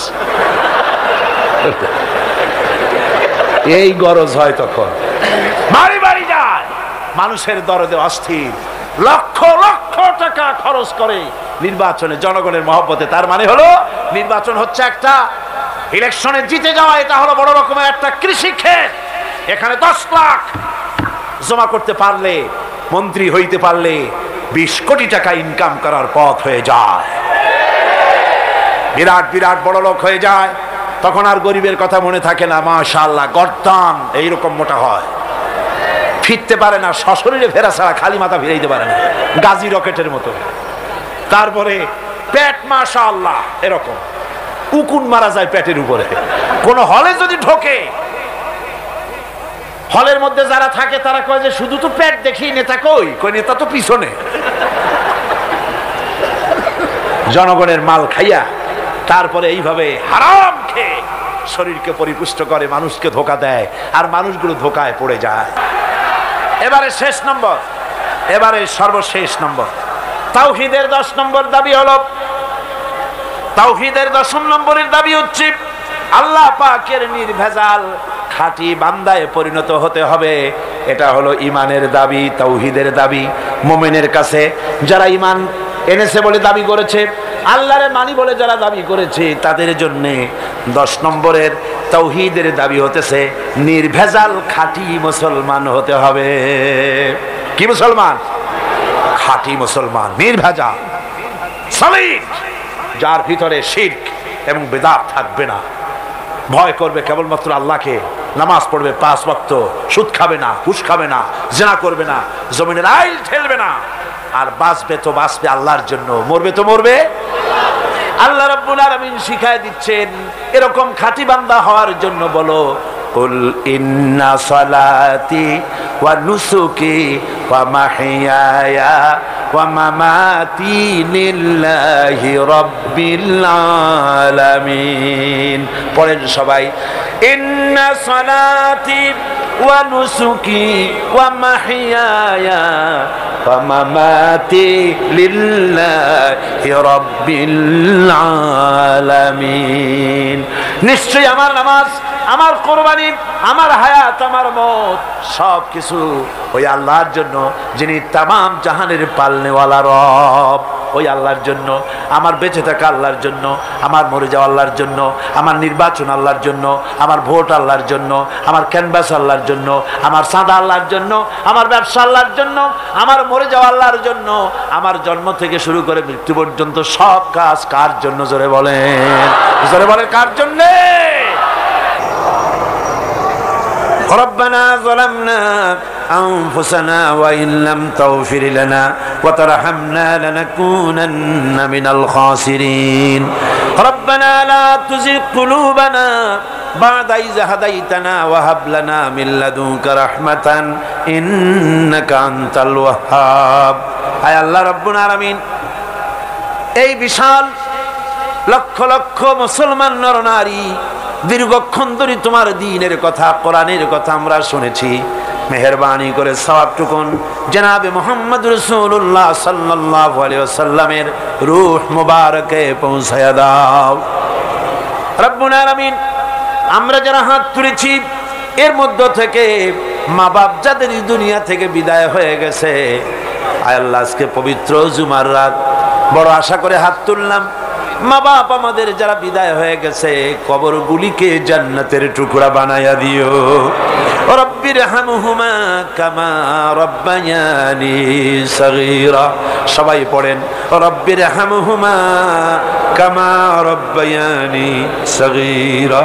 আয় আল্লাহ আমাদের মা বাপ যাদের বেঁচে আছেন সুস্থ রাখো, ভালো রাখো, ঈমানের সাথে রাখো, খাতেমা বিল খাইর আর তৌফিক দিয়ে দিও রব্বুল আলামিন। পবিত্র জুমার রাতে তোমার দরবারে বড় আশা করি গোলামের মতো হাত তুলেছি, আসামির মতো হাত তুলেছি। আয় আল্লাহ আমাদের পরিচয় আমরা দেই, আমরা তোমার গোলাম, আমাদের বাপও তোমার গোলাম, আমাদের মাও তোমার গোলাম, আমাদের দাদাও তোমার গোলাম, আমরা তোমার গোলামের বাচ্চা গোলাম। বিনীতভাবে বিশাল আকাশের মালিক, বিস্তীর্ণ এই জমিনের মালিক, সমুদ্র মহাসমুদ্রের মালিক, তুমি ছাড়া কেউ নাই, তুমি ছাড়া গফফার নাই, তুমি ছাড়া সত্তার নাই, তুমি ছাড়া রহমান নাই, তুমি ছাড়া রহিম নাই, তুমি ছাড়া আমাদের কেউ নাই। আল্লাহ তুমি যদি আমাদেরকে ছেড়ে দাও, আমাদের চাইতে কত ভালো বান্দা পাবে তার কোনো শেষ নাই। তোমার কোনো জিনিসের অভাব নাই, কিন্তু তুমি যদি আমাদের ছেড়ে দাও তোমার মতো মাওলা কোথায় পাবো? তুমি যদি আমাদের ছেড়ে দাও তোমার মতো রব কোথায় পাবো? তোমার মতো প্রভু কোথায় পাবো? আয় আল্লাহ, তুমি ছাড়া আমাদের মনিব নাই, তুমি ছাড়া আমাদের মাওলা নাই, তুমি ছাড়া আমাদের বন্ধু নাই।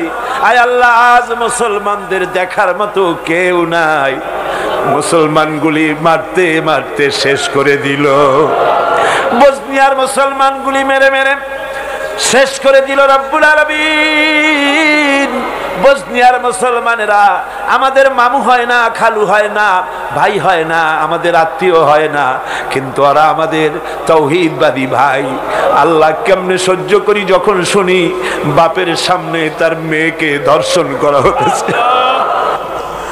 ربنا تقبل منا إنك أنت السميع العليم وتب علينا إنك أنت التواب الرحيم سبحان ربك رب العزة عما يصفون وسلام على المرسلين الحمد لله رب العالمين واجعل آخر كلمة عند الموت لا إله إلا الله محمد رسول الله। السلام عليكم ورحمة الله।